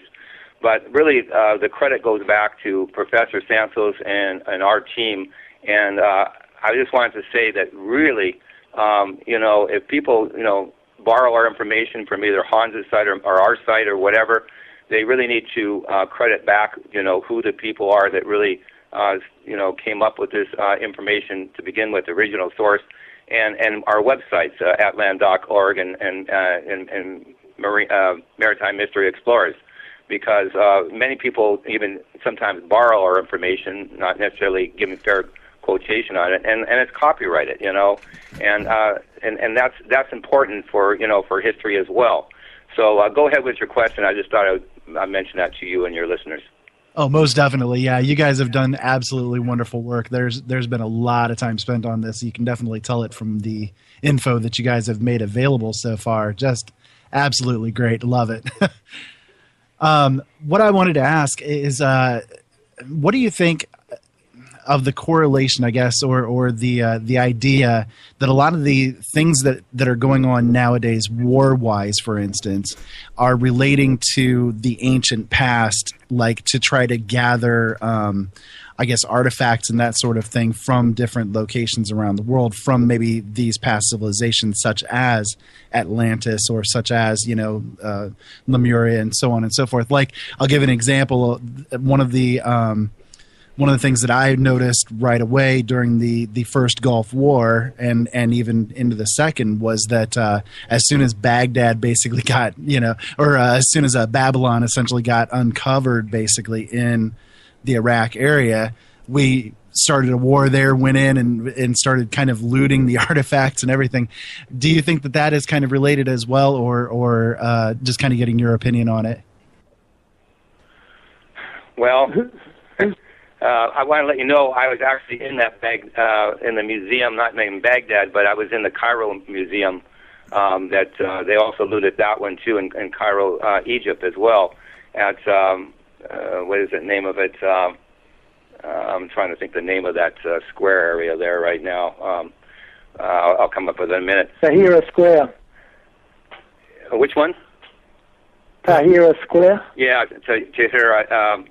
Yeah, it means, I'm trying to think of the translation right now, but it's basically Freedom Square. Yeah, freedom or something like that. But anyhow, I hate to see this kind of thing because it's really steals from all our ancient history and past. So it's good to have these in museums, but they need to be well protected. And, we really should have protected that museum in any of these places, whether it be Iraq or in Egypt, much, much better, and do everything we can to recover those ancient artifacts. But what's even worse in some cases is that if they actually get ruined, actually destroyed, because then, you can't get them back. I mean, it's not something you can go back and like in a time machine or something like that, and get the artifact back. I mean, once it gets really lost or damaged, it's damaged for all history, all eternity. Yeah, that's right. That's right. It's sad. Yeah, I'd like to.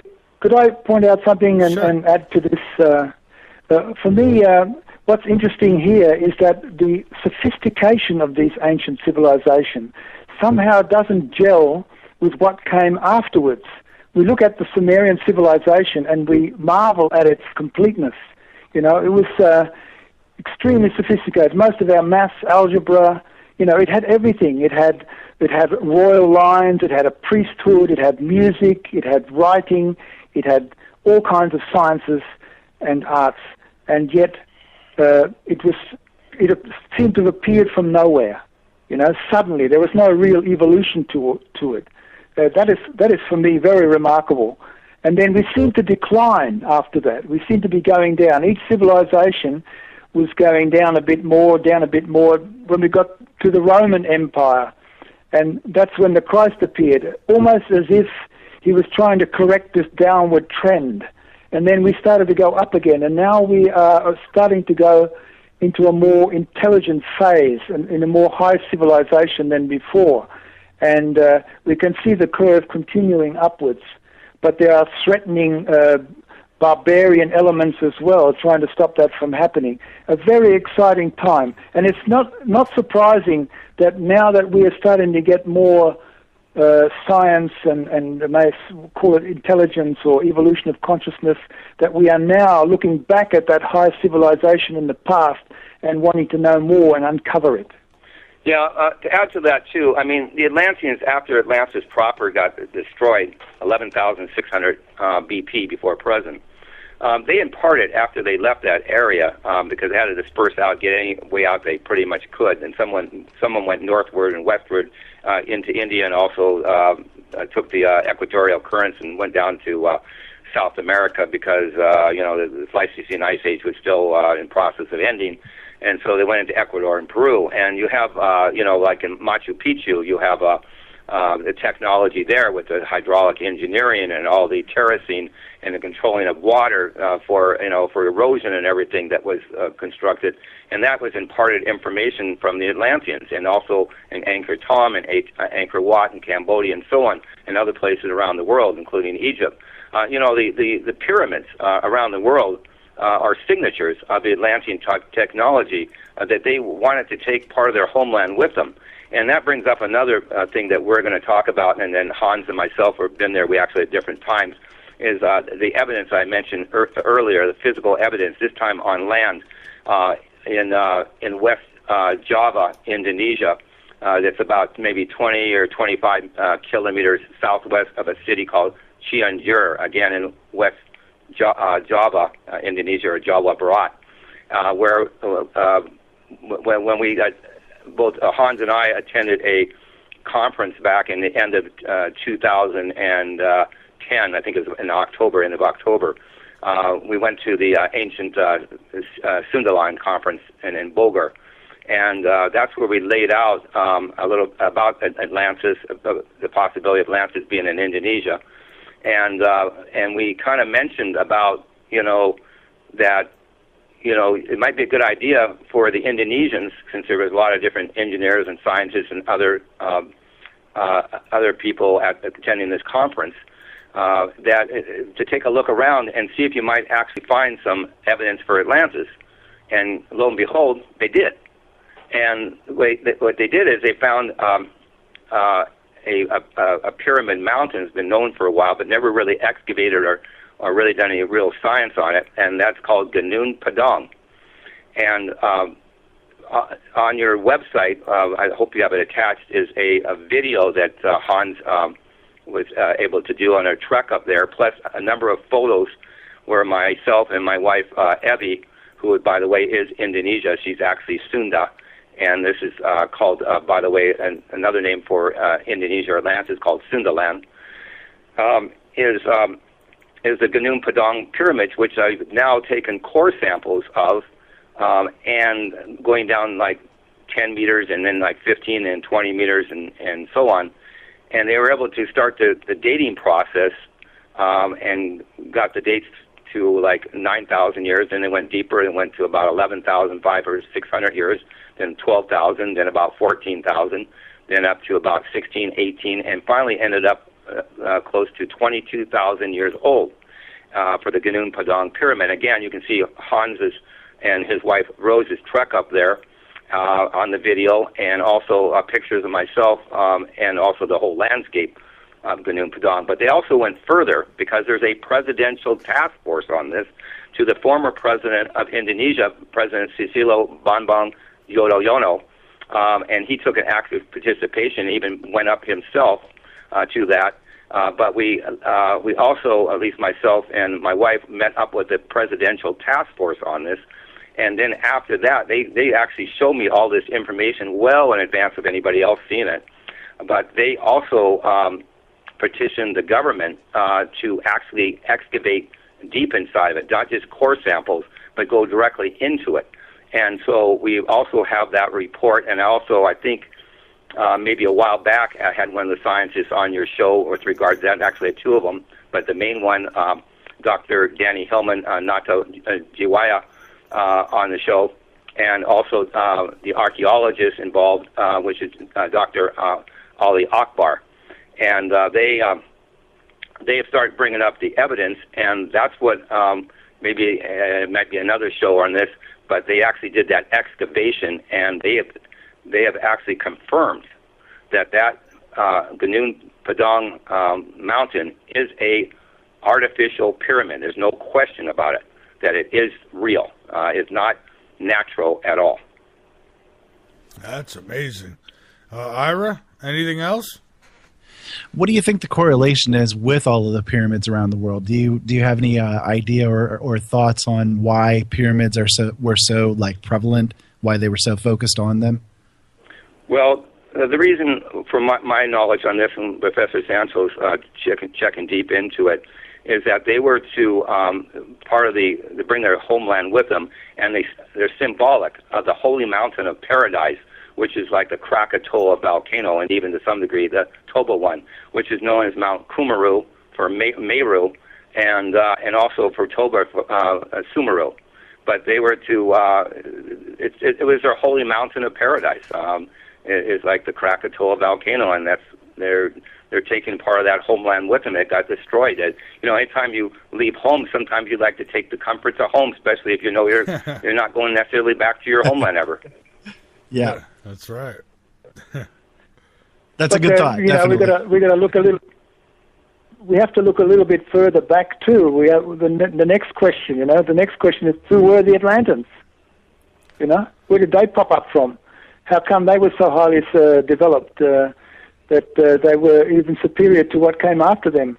This doesn't completely make logical sense unless we start to talk about extraterrestrial influence. No. Yeah, we mentioned this earlier in the show too, Hans, about maybe at least the Lemurian Atlanteans came from like a Mars-type planet. That's kind of speculation, but still, maybe a very real possibility. Yeah, and I find it I find it amazing too is that I've got researchers who look into Mars. One guy actually worked with Richard Hoagland for a while, and he shows me pictures what looked to be like pyramids and things up there. I mean, and I know he's a good guy and he's not fudging anything, but he's showing me that there are artifacts and different things and structures up there. And, I see pyramids on Mars, pyramids on Earth, and I gotta, again, it makes me wonder how much did E.T. influence what's happened on this planet. And I know people get sick of hearing, the E.T. connection, but I'm not saying that E.T.s are responsible for everything, but I think there was some kind of connection there when you see if we could prove that pyramids are really on Mars. Yeah, I do too. And you also toss in the idea that came out recently talking about the surface of Mars may have actually been destroyed or devastated because of nuclear weapons or nuclear war that occurred. Yeah, Dr. Brandenburg. Well, we have the works of Zachariah Sitchin. I don't know how you stand on him. I think he cannot be dismissed very lightly. I think his theories are very advanced and solve most of the questions surrounding this issue. I don't know if you're familiar with it, Michael. I am, and I'm kind of middle of the fence with him. I'm saying that what he's saying could be certainly possible. I mean, for me, it's, yeah, I like to see things proven to be real, but for me, before they could be totally debunked, somebody has to prove that it can't be possible for me. Well, Michael, this is why this is a good project for Atlantis, because this is right here on Earth. I think what we really need to do is we need to start here and work on the evidence here. Once we start bringing that evidence up, and the physical evidence besides any type of theory, that, there's going to be a lot more people start to jump on board, including a couple of the scientists that I mentioned, and others now have joined. This is where we get a lot more public interest in this, because we start finding things here, then we start asking the next questions, and that might be some of the reason you mentioned or asked that question earlier, is why has this been all kept secret for long? And maybe they don't want to get us to go to the next question. After we solve one here, then people are going to raise the next one, and that goes into, outside this planet. So, these are the things that come about, these type of questions, and sometimes, certain officials or certain powers that be don't like the questions to be asked, or else they like to suppress them a little bit more. That's right. Well, I don't think it's so much a conspiracy theory here. Is that we have to admit that because we don't have enough evidence, we are sort of sidelined. The mainstream scientific community thinks we're a bunch of nutters. We don't have the level of proof that we need to support the theories of an extraterrestrial influence on Earth. So they poo-poo us, and that's unfortunate, because I think we will eventually prove this, and it's just a matter of time until we do this. I wouldn't be a bit surprised if that happens in the next decade or two. Yeah, and again, Michael, this is, like I said, is a maybe. Maybe they did that. But also, I mentioned earlier, there's other reasons for keeping, the area of Atlantis secret, so it doesn't get pillaged and plundered and desecrated. And that's some of the original reasons, because of it was a land of gold and also other minerals and resources and so on. But I want to point to a couple of things, too. Again, I mentioned that Hans and Rose went up to the Gunung Padang Pyramid.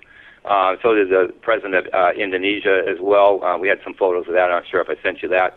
But we've got some other things, like, for instance, there's a tree I think I sent you that's on Gunung Padang. That is a frankincense tree. The frankincense that is so famous from Indonesia, actually from Indonesia, but in Egypt, we found out that they end up getting a lot of these spices and fragrances and all this kind of thing out of Indonesia, which was called punt, P-U-N-T. And this is the famous, where Queen Hatshepsut ended up making her famous voyage to go to Punt. But a lot of people don't really believe that that was the area of Indonesia for Atlantis, and they got a lot of their different types of goods and things, and even woods and different types of metals and things out of Punt. But mainly maybe these different spices and fragrances, such as frankincense. Uh-huh. Also, there's another pointer, a more scientific one, that Indonesia is the original civilization. The work I'm referring to is that by Steve Oppenheimer, who is a geneticist, and he has determined that the animals, the domesticated animals that we use in farming, all go back to that area, so that like the pig, the chicken, cow, buffalo, etc., all originally came from Southeast Asia, and particularly from the Indonesian area, which is an incredibly strong pointer that Indonesia must have had a civilization before anybody else, because, as you will know, you don't have civilizations without farming and animal husbandry. They are still the two greatest inventions man has ever made, and no civilization can be founded without them. Without them, we're just hunters and gatherers, and hunters and gatherers just wander around. They don't build cities. They don't stay in one place. They're nomads. Yeah, a couple other things to follow up with Hans on that is that, look at this area, which is along the equator, had the type of tropical climate, but it also had the rain, the water, the moisture for the crops too.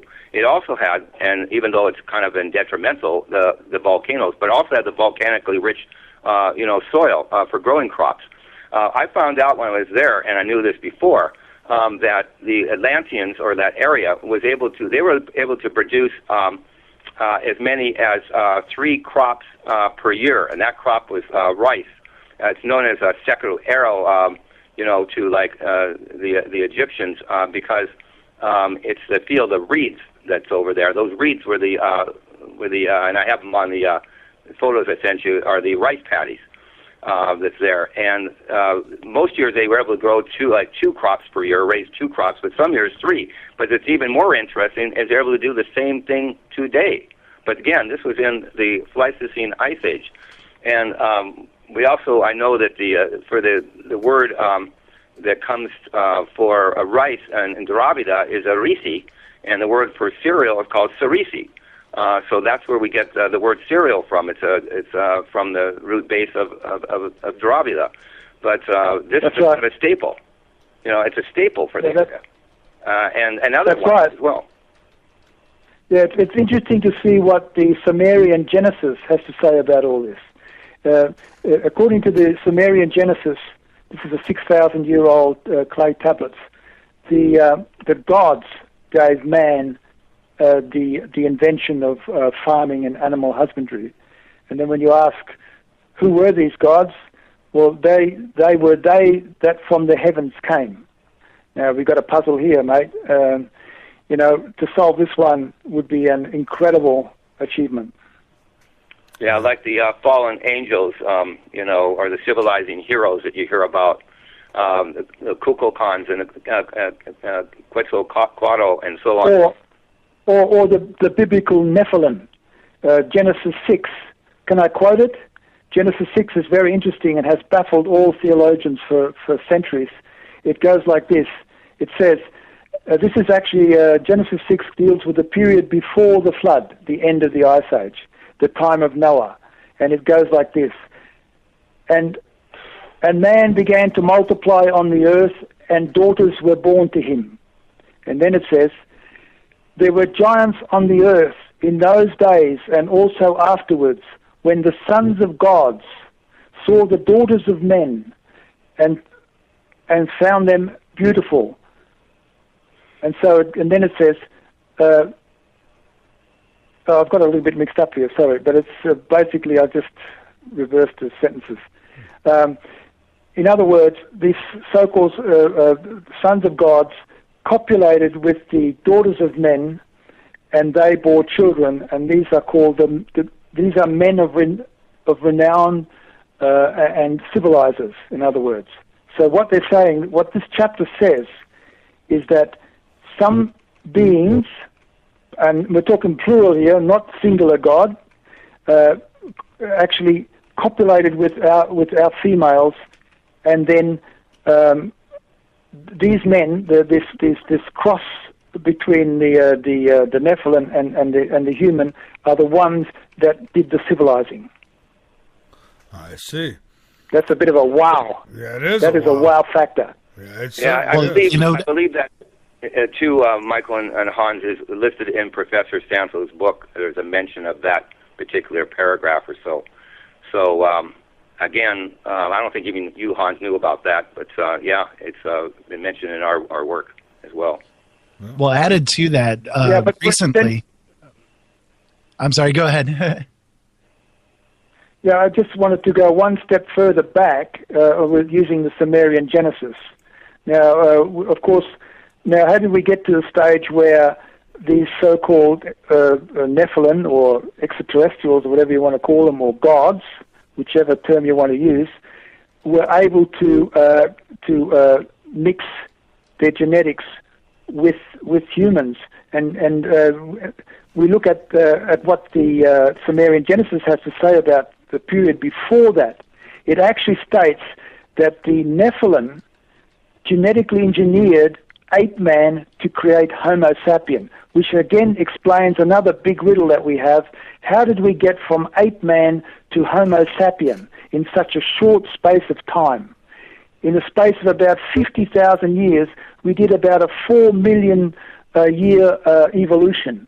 Something intervened, something kicked us along and made us more developed. Yeah, well, I think because we are a long way, Homo sapien is a long way away from Homo erectus. I think Hans is basically saying here is it may be a very high possibility of some genetic engineering going on by an advanced civilization. There is a high possibility that could have happened. Yeah, absolutely. I agree with that. Well, what I was going to add to this is the fact that recently scientists have announced that people who are of like any descent besides those of pure African descent have Neanderthal DNA mixed with them, whereas those who are of pure African descent basically have no Neanderthal DNA in their genetic makeup. So it's kind of an interesting correlation with what you guys were saying there. Yeah, I want to say too, Dr. Stephen Oppenheimer, by the way, as far as I know, no relationship to Robert Oppenheimer, was the other person that was attending this conference that we originally went to in Bogor, Indonesia, in October 2010, the Ancient Sindaline Conference. And he has a book called Eden in the East. But he is tracking on the DNA, and it wouldn't be I have to check with him.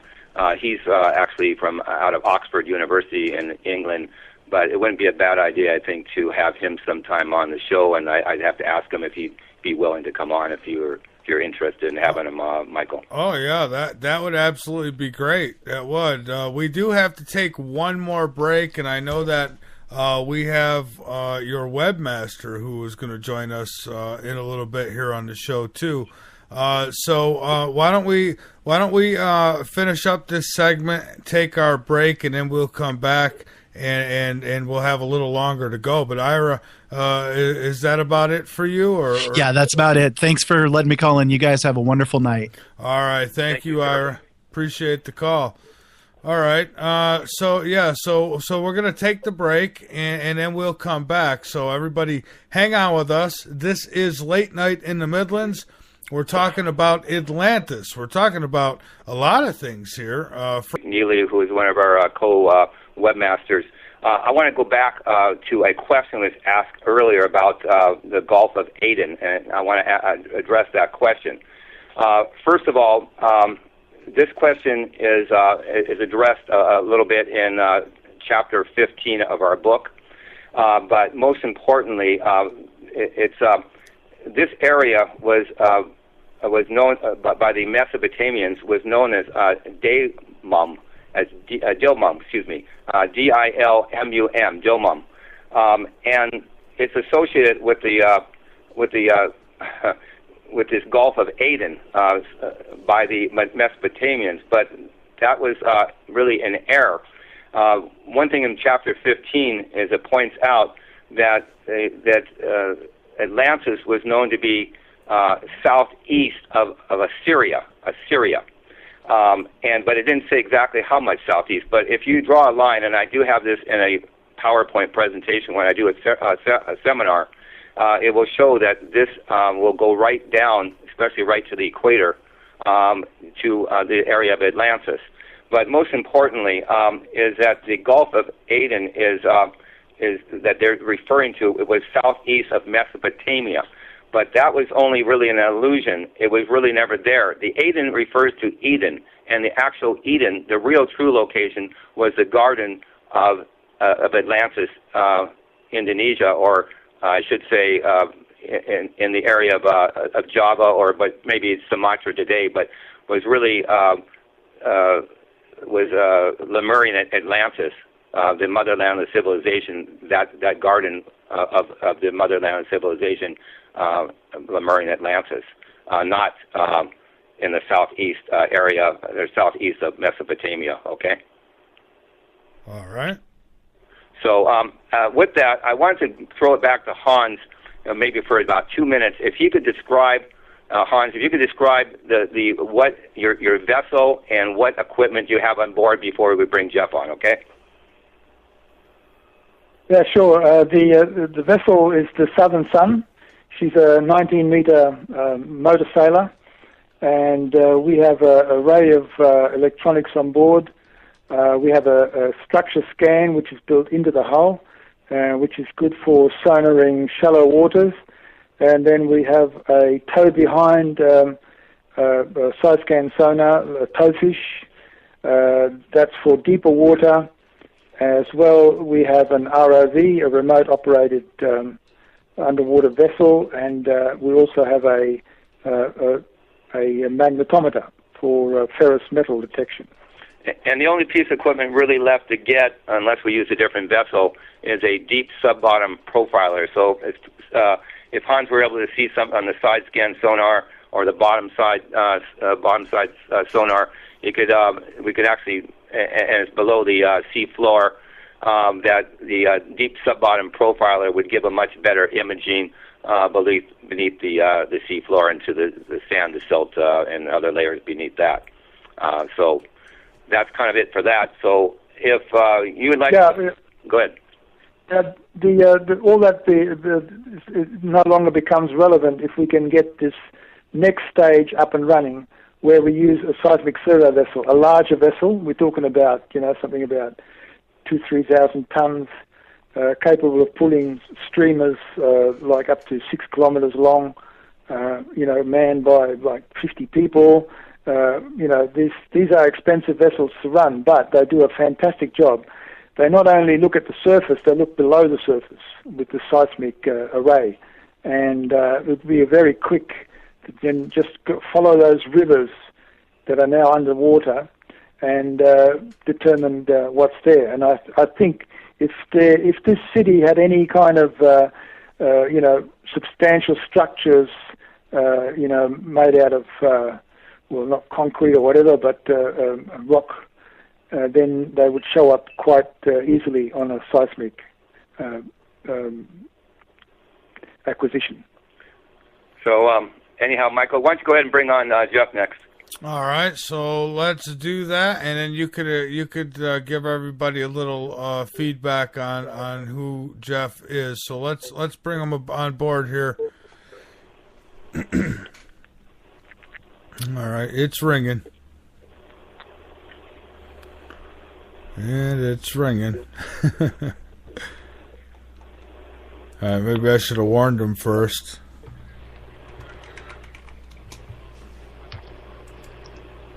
Oh, I think he's here with us now. Jeff, you with us? I'm here. Can you hear me? I can, and I welcome you to Late Night in the Midlands. You're here with Frank and Hans, and welcome aboard. Thank you, Michael. Appreciate it. Hi, Frank. Hi, Hans. Hi, Jeff. And Hi. I wanted to point out something, too, with Jeff. Jeff is like a co-webmaster, along with Professor Santos, is one of his older sons by the name of Antonio Santos. But they're working together to, do the things that that Jeff is about to describe. Okay. All right. So, sorry, if you want to lead me with some questions, go ahead. Or otherwise, I'll give you a stock speech. I don't know, Frank. Where were you looking for Jeff to go? I suppose about the website. Yeah, I would just lay out, Jeff, about the website, about some of the changes we're looking to make here now and into the future, and and some of the ones that have been done already, but mainly the ones that we're going to be doing coming up. Yeah, perfect. So we've been playing behind the scenes with a site which, as anybody that's spent any time there knows, it's a design that's been up since for a while that the professor had. And we've been working on migrating that to a WordPress platform that's going to allow us to expand, just some of the ways that we organize content and allow us to give it a refresh. And in conjunction with that, we've got a Facebook page that has quite a bit of followers, mostly from Indonesia, actually, but that we're going to be integrating the Facebook news feed along with the content, the extended content on the website. Now, one of the really cool things we'll be adding with WordPress is the ability to sort of segment our content and we've actually got quite a bit of content that the professor wrote that was never published formally, that will become premium content on the site and allow us to provide a deeper experience on anybody doing research on Atlantis or looking to find more information about the professor's work. So all of that's coming together with, we're not sure if it's going to be a membership site or, people are going to sign on. We don't know if there'll be for pay or not. There'll probably be a free portion. But all of this is working to integrate with the people that are looking to learn more about Atlantis and build the community of researchers. We're going to turn the forum back on, bringing back some of the original topics that the professor used to comment in on, and expanding that with some of the current work and the Indonesia stuff that's coming out. So it's pretty exciting to bring all this together and working on the behind the scenes. We're hoping by July of this year we'll have a new format up where everybody gets to take a look and see what's going on. I see. Yeah, the other thing with that too, is we put in place, at least Antonio Santos did this, we have a new server provider where we actually have a content delivery network. We didn't have this before, and what happened is somebody from, let's say, Indonesia or Africa or Europe wanted to download, an article or a web page on our website. They had to go the distance all the way to the United States to get that download, and sometimes it used to take maybe a minute or two to get it actually loaded. But now, because of the content delivery network, we have data sites all around the world. So, like for instance, in Indonesia, there's two different data sites. One's I believe it's in Australia, and the other one is in Singapore. And so the distance that the web loading page is considerably less in time to load the web pages now. So that will help out people all around the world in taking a look at the content that we have on our network regarding Atlantis on our web page. Yeah, that's a good thing because that's the problem I had too. Is with my old site is it took a while to load the pages, and that's not the case now. And of course, the computers are getting so advanced now compared to what they were that it's just so much better. But what else you got? Because we still got about another close to 10 minutes if you need it. Jeff, do you want to elaborate a little bit more on maybe on things like newsletters or anything else that you're likely to be having come up on the webpage? Yeah, that's what I was thinking about mentioning. So part of the relaunch, and actually we'll probably be adding something here in the next month to start allowing people to sign up for the coming newsletter. But one of the things that we're expecting to interest people is sort of access to some of this work the professor has done on a number of different topics that relate to Atlantis and other Atlantean themes, and that we'll be sharing some of that content exclusively through the newsletter originally, which will give people a reason to come join the community and pay attention to what we're doing. So we've got quite a bit of content that's new. Well, new, it's not new, it's over a decade old, but it's never been published before. So there's a lot of information that when people start to read the connections that the professor put together, I think it's going to change the way that they look at solving this problem of where Atlantis is. Well, go ahead, Frank. Well, the thing is that we like to get people all around the world involved in this, and that's why we're going to really start to tie in the social media and whatnot, maybe the Twitter, the Facebook, and other social medias and news feeds and so on.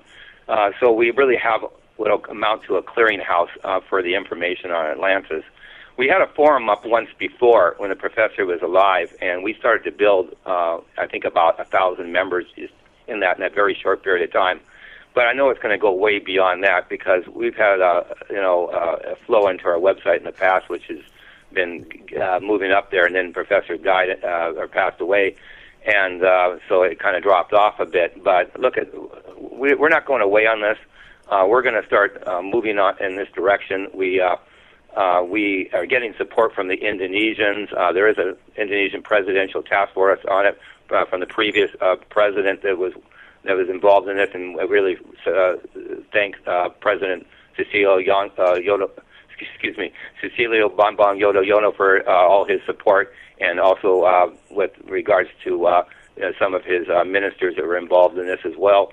And we also welcome the new president of Indonesia, our President Joko Widodo, better known as Jokowi, in Indonesia, and I think he will be also further this investigation and also the explorations and excavations into Gunung Padang, as well as other areas, especially we are hoping into the Java Sea and so on, so we can really start to find our past. Okay, and we've got a call coming in here on the Skype line, and so it says Moo, I think. Your first name, where you're calling from? Is Cain and Abel online? Oh, hey, how are you? Hey, I'm good, Mike. How are you guys tonight? Doing great. You got a question? Things sound fine out here in the Great White North. I had a few questions for your experts there. Oh, sure. Go ahead. Wow, I've just been going crazy over trying to get more news on the Bosnian pyramids, and now I'll stick to your tangent on this. Is like, what kind of dates were you talking about on these beasts? Okay, are you talking about with regards to the Gunung Padang pyramid mountain? Yeah. I've never said the word before, so you could even, spell that out, somebody. Okay, yes. The word is Gunung Padang, G-U-N-U-N-G, and then Padang, P-A-D-A-N-G. And it's basically, there's a couple of different types of interpretations of it, but it basically means, let me get the exact one here that I pretty much have laid out, I think. Hold on just a minute here. I've got to pull it out. I was wondering how many thousands of years these things go back. Well, they've started to date this to about 22,000 years old, or BP, before present, and but the deeper they go, it seems like the more ancient the date gets. They dated in two laboratories, one in Jakarta, Indonesia, and the other one, which is one of the best carbon dating laboratories in the world, in Miami, Florida. So they've been getting the cross-check on this, and the dating's going back about that far. Now, the other thing is they're looking to bring up these, they've discovered some artifacts, and I'm waiting for the report on that. But the artifacts do date to quite a few thousand years old. I'm just waiting to see exactly how far they are. But they've only gone down so deep. So the deeper they go, if they find more artifacts, it could conceivably be even more ancient. By the way, the Gunung Padang means, it's in Sunda. It's a Sunda language. It means the enlightenment, kingdom, mountain, place of our great ancestors. So yeah. When they say great ancestors, I'm thinking, not from Cleveland, right? No. These ancestors go back basically tens of thousands of years old, and they're known as the ancients or maybe the initiates. But and as far back as not only just Atlantis proper, the wondrous sun, but also to Lemurian Atlantis, which actually was destroyed in about 75,000 BP, but going maybe back hundreds of thousands of years. And this really comes down to what I mentioned earlier about humanity, and also our respect for our ancient ancestors, too, who lost a lot. Wow. So this is talking about the same age as the Bosnian pyramids that were supposedly just found. I think you'll find out Gunung Padang is going to date to being probably the oldest pyramid, artificial pyramid structure on the face of the earth. And also I think it's going to become a World Heritage Site as well. What religions sprang from all of this? Like, what newer religions can you... which religion over there is the main one right now? Well, as you may know, Indonesia is the is the largest Muslim population in the world. The country that has the largest Muslim population. It's something like about, I don't know, maybe about 85% to maybe almost close to 90% Muslim population. It's the largest Muslim population country in the world. Furthermore, about Indonesia, it's a population of about 250 million people. It's about 17,504 plus islands is the Indonesian archipelago. It is the fourth largest country in the world, so it's very important. It's also the third largest democracy, right behind the United States and India. Wow. All right. Anything else? Have you looked into crowdfunding to get in there? Well, yeah, we're actually kind of working on that part of it, because what we're looking to establish too is a nonprofit scientific foundation as well, and something Professor Santos was looking to do. I myself am president of Atlantis Publications Inc., or Atlantis Publications, and but we are looking to set up a nonprofit scientific foundation. Again, we really like to get this information out, and we really want to the world, the public at large, to be involved in this in maybe more ways than one. And we're basically on the edge of a paradigm shift, maybe in consciousness as well as physically and so on. I'll check if there's any Canadian ships working around there and make a couple of calls.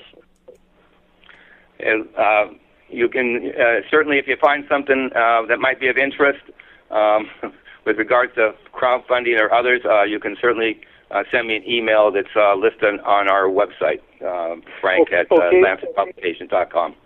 One more point I wanted to slide in was that if you wanted a good backbone on your site for discussion and developing ideas and plans and stuff, you might want to look at Moodle. M as in Mary, 00 DLE. OODLE. Okay, thank you very much. Appreciate the call. All right, thanks again for a good show there, Mike. Yeah, well, thank you for the call. I appreciate it. All right, so interesting calls, and so we've still got a little time. I mean, like I say, I could go a few minutes over.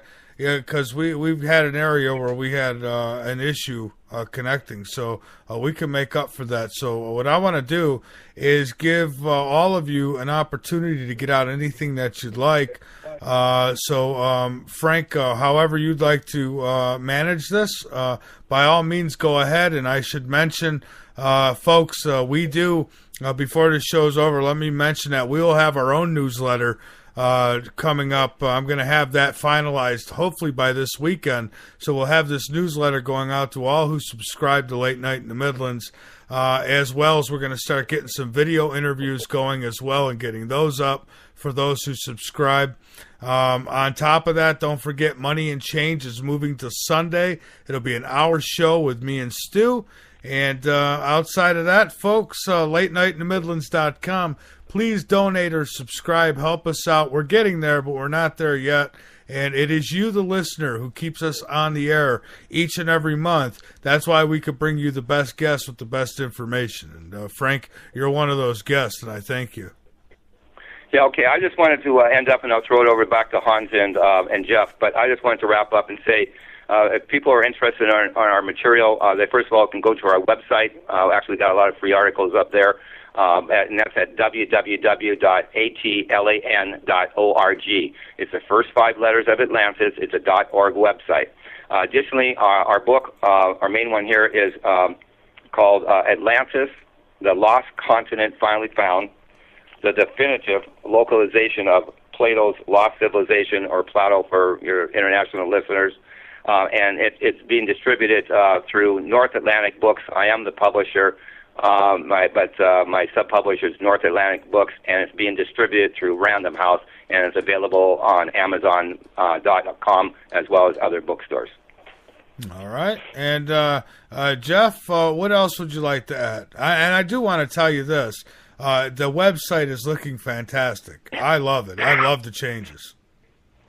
Thanks. Well, the site that's up right now is a different format while we're shifting over to the WordPress site, and so really it's the way we're going to structure content is going to be shifting as we start adding additional areas of research that the professor conducted. So that's going to be an interesting thing that longtime viewers of the site are going to note, that there's deeper stuff. And I don't know if Frank wants me to mention any of it, so I'm not going to say specifically the content, but it's really, really interesting that he's woven together many esoteric themes based on the Atlantean knowledge that we've gained. So it's going to be really, really interesting.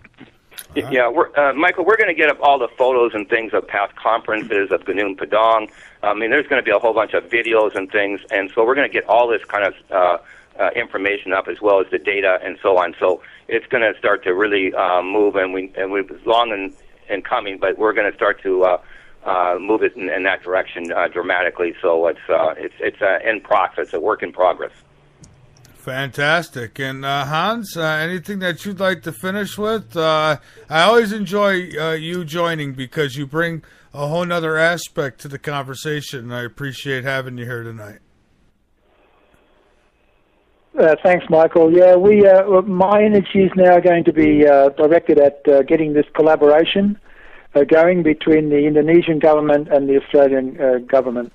I've got a guy over in Indonesia who's keen to get this map made, and which is very important to us. If we're going to do a survey of the Java Sea, we'll need that map, and also the fact that we brought the idea over there. It is logical that the Australian government should be involved in this. It should be a collaboration.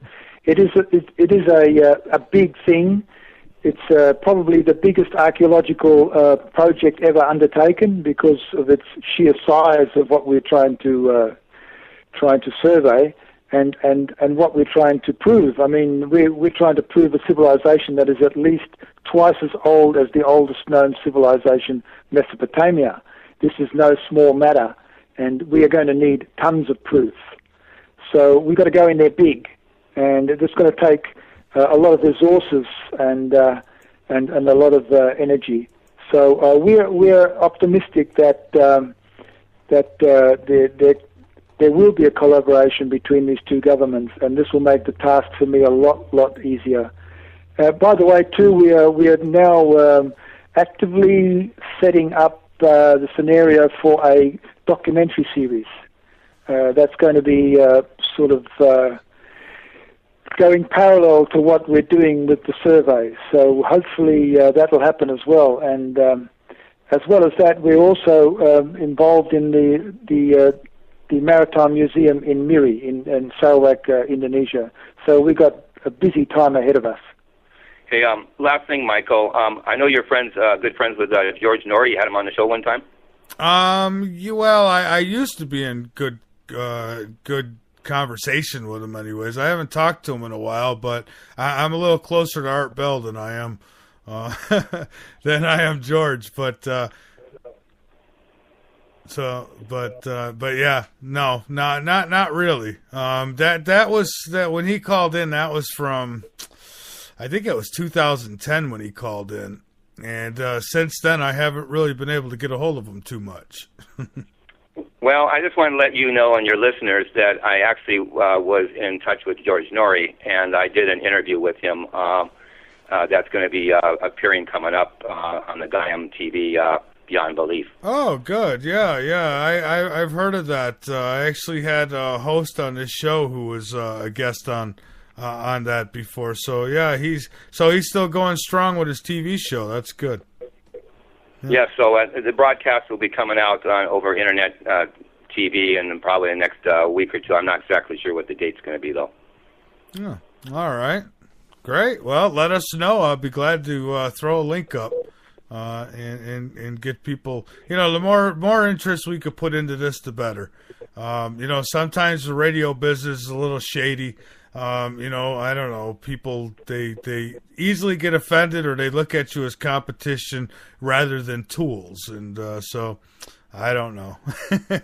Well, to let you know, I personally met with Art Bell, and actually Ramona was there at the time when she was still alive. She as the listeners may know too here on this show, is that she passed away from asthma, which is something actually I have myself. So, but he was Art is an amateur radio operator, which is the same as myself, and so I used to listen to his show quite a bit before I even got involved in all this through, as you know, with doing some research for Richard Hoagland, because I met him originally at a Mars conference here in Seattle.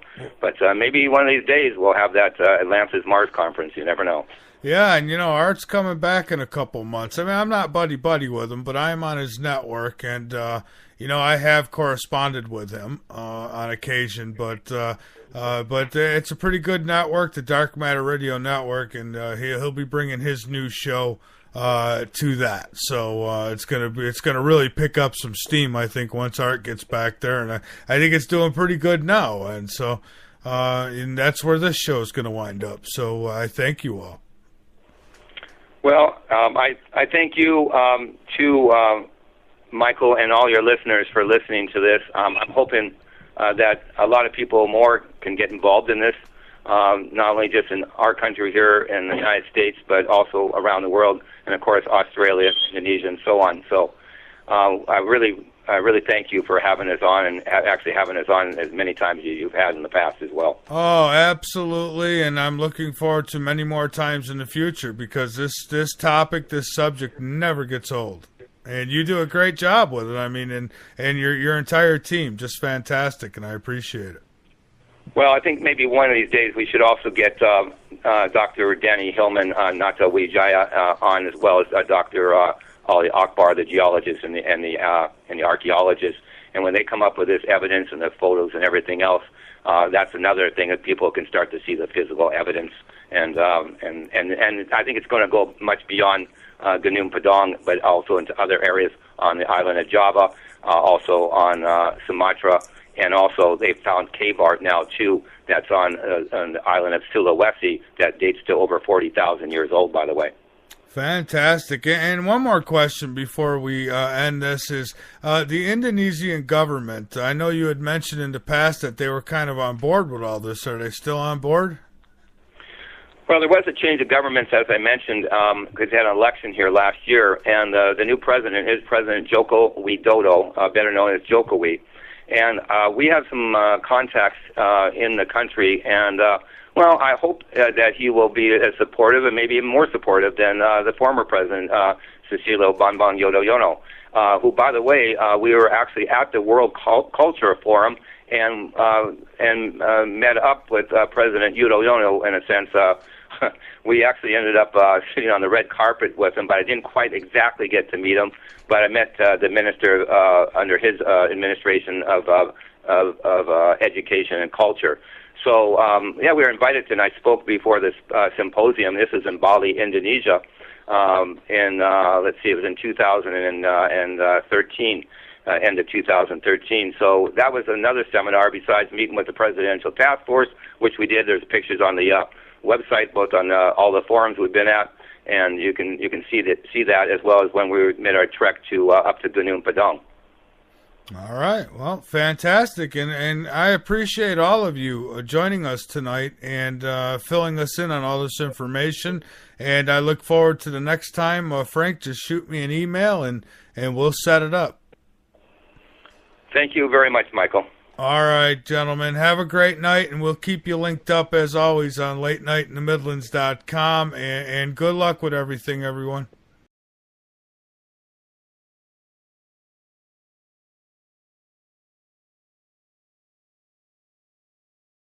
Our website that link to our book, the little numbers in the book.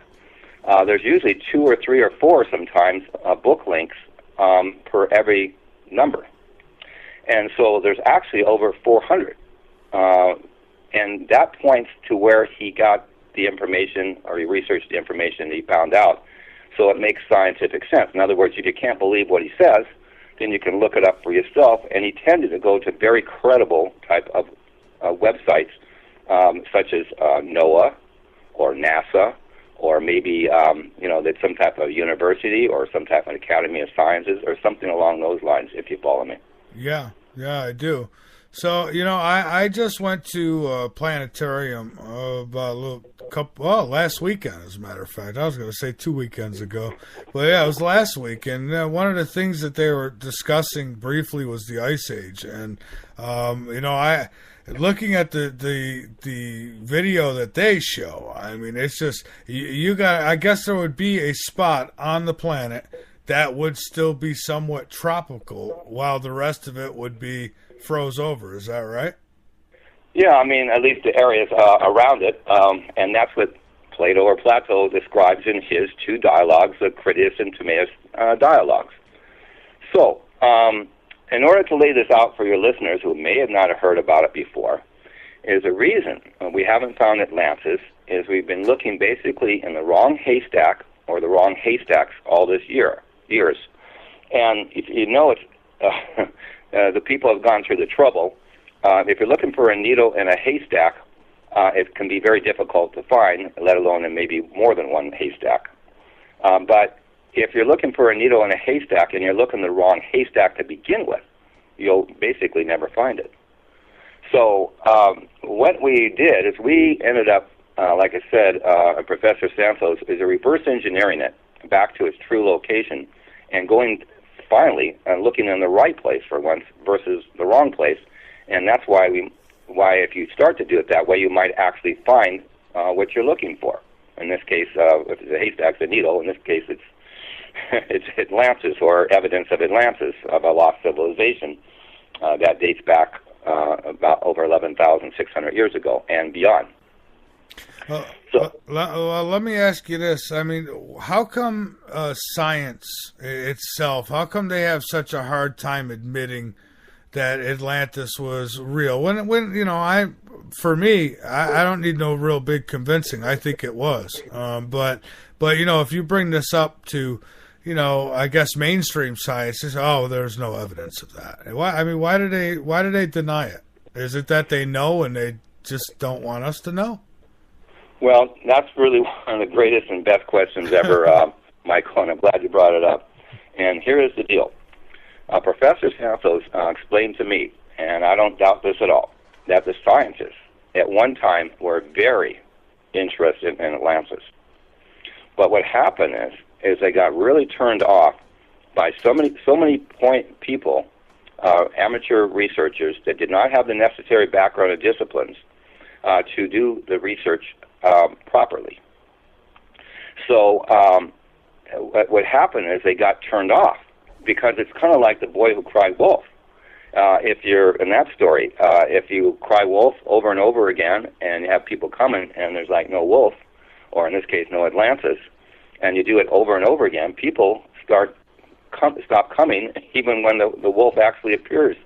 In this case, scientists got turned off because nothing ever came of the whole thing, and so they all got interested, and then nothing came over and over again, so they got turned off by the whole thing, and because they were wanting to maybe do, the research, looking for the physical evidence, but if it's not in the right spot, not in the right place, there's nothing there to be found. You follow me, Michael? Yes, I do. Now, did Richard Hoagland also take an interest in Atlantis, or is that what led you to your interest in Atlantis? Okay, I assume you read off my bio. Yeah, and I know there's some people who are curious as to the extent, because I've not heard Richard talk too much about it unless he compares it with Mars or along those lines. So I'm just wondering at what depth was he involved? Well, here's the deal on that. I did some research for Richard a number of times, and then I came across the work of Professor Mauricio Nunes dos Santos on his website, atlan.org. And I, first of all, found it extremely interesting information and very different than what I've ever seen before, because it was laid out very logically and also very scientifically. Now, I started to look deeper into the website, and I said, who the heck wrote this information? And I start to look at his background, and your listeners can go up there and take a look at his curriculum vitae or resume, and you will see that Professor Santos has a tremendous background.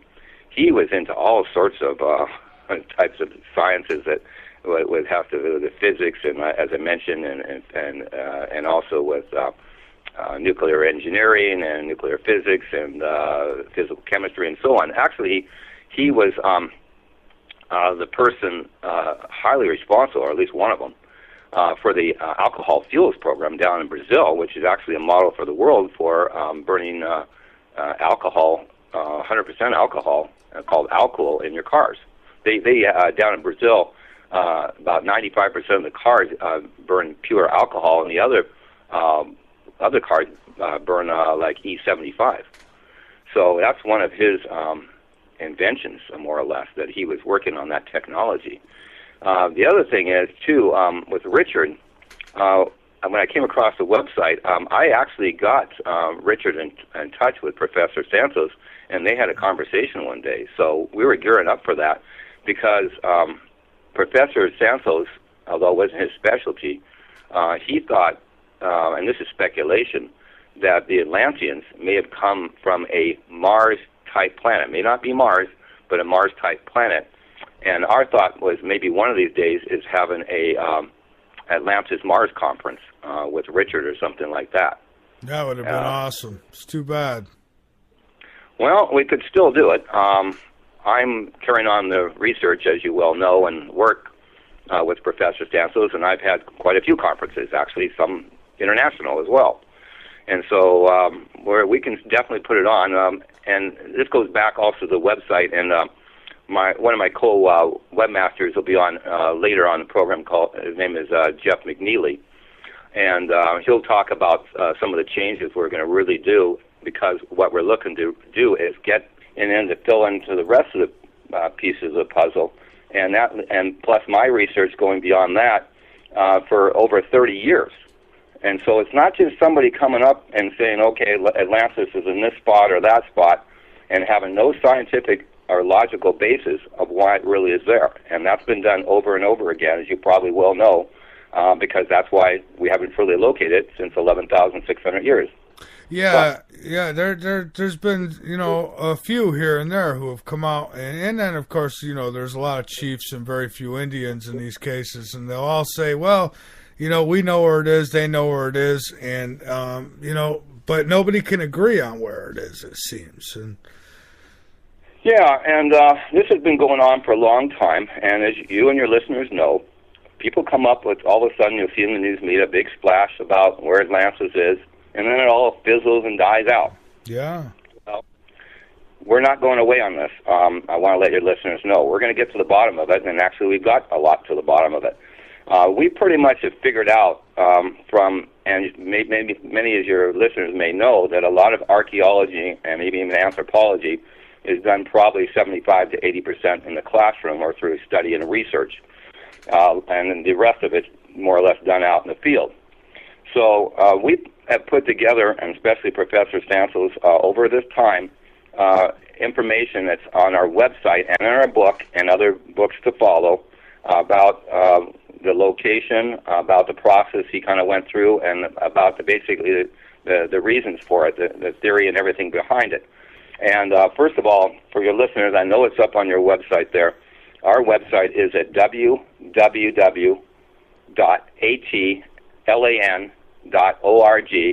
It's the first 5 letters of Atlantis. It's a .org website.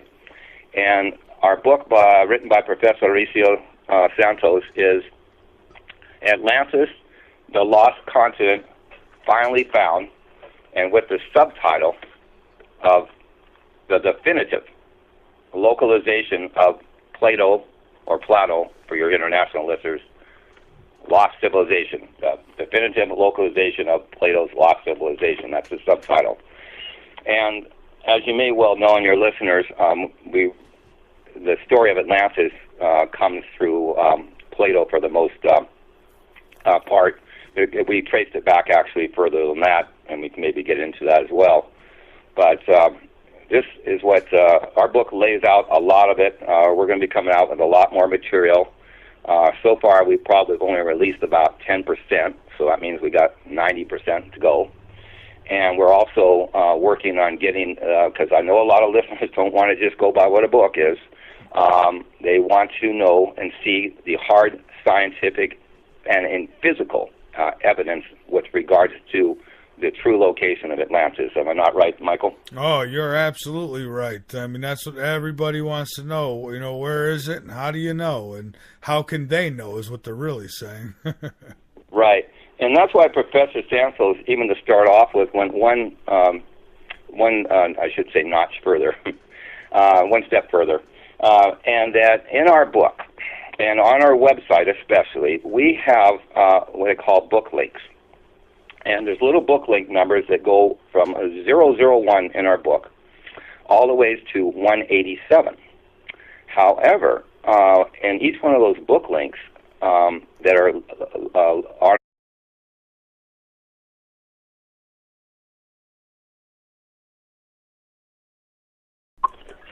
Hello?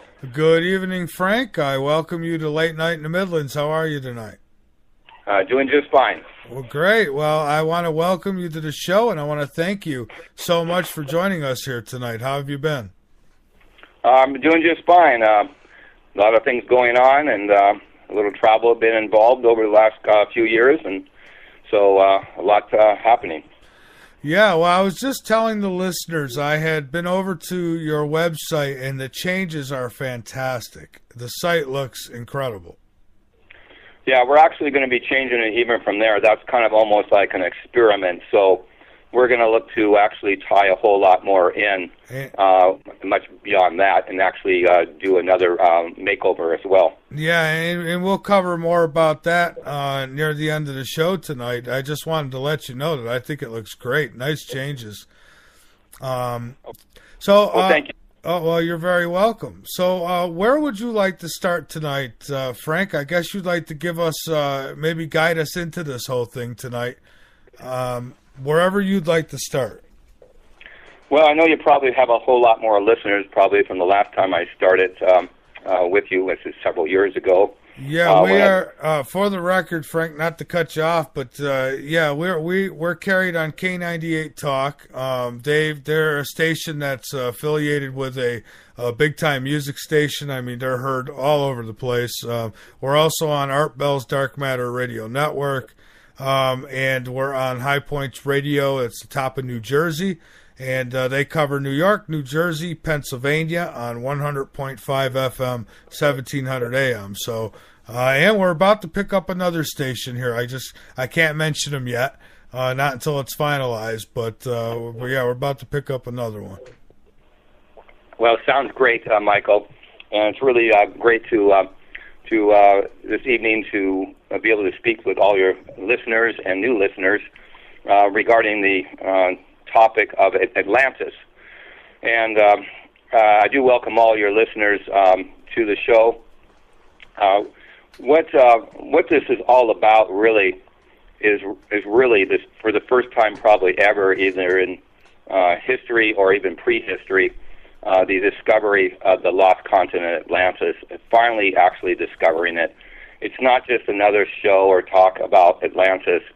What we're at here is the seminal work with regards to Professor Auricio Nunes dos Santos, who is a Brazilian professor out of Brazil, out of the where he lives in a city called Belo Horizonte in the state of Minas Gerais in Brazil, and he was a nuclear physicist, a nuclear engineer. He also was a geologist, a climatologist, a physical chemist. He was an electronic engineer. He also took on the other disciplines of archaeology, anthropology, etymology. What he wanted to do is also find out the derivation and origins of words.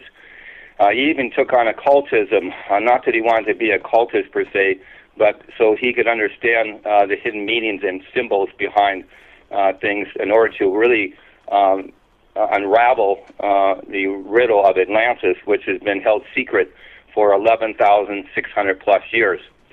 And so what I'm doing now, because Professor Stansels unfortunately passed away. It's getting close to 10 years now. On September 9th of 2005, just a couple of months after he published his book on Atlantis. And what we're trying to do here is actually preserve his information, but also get it out to the public. You see, the initiates or the ancients really wanted to keep this secret for a period of time because they didn't want the area to be pillaged and plundered or desecrated. But basically, the message is when we got up to such a level where we have a really good understanding of this and in technology of the people of Atlantis, the location of it, and what the society was really all about, and what the problems they came to before its demise. That is, from our understanding, is to start to be released now, and that's what I've been doing. Is finally releasing this information after 11,600 years, not just to the location of where a colony might be located, or a remnant, or an outpost, but to the true, original, real location of where the lost continent of Atlantis is, and its capital city called Atlantis or Poseidonis. Over to you, Michael. Okay, and whereabouts is that, and how can you be sure that that's it? Well, as I mentioned earlier, Professor Auricio Santos, for short, was a PhD professor, but what he did originally was actually went out to disprove the whole notion of Atlantis. So he was on the other side. He was going to write articles why this really didn't exist, and he was going to, basically finally debunk it after all this time and write the scientific articles to do that. But what the problem was of Atlantis is that he was trying to do this, and then it kept on coming up with coincidence after coincidence, basically arriving back to the area where Atlantis is truly located. And what he did is he actually reverse engineered it back there, but he also looked for a site where a population of over 20 million people plus could exist in the heights of the Pleistocene Ice Age on this planet, and again, be able to support that population, have the resources to do it. And so after about 10 years, he ended up figuring out there might be something actually to this. So he ended up having to fill in the rest of the puzzle, which is actually something like not just a 1,000 or 2,000 piece puzzle, but something like a 1 billion piece puzzle, got scattered all over the world, the information.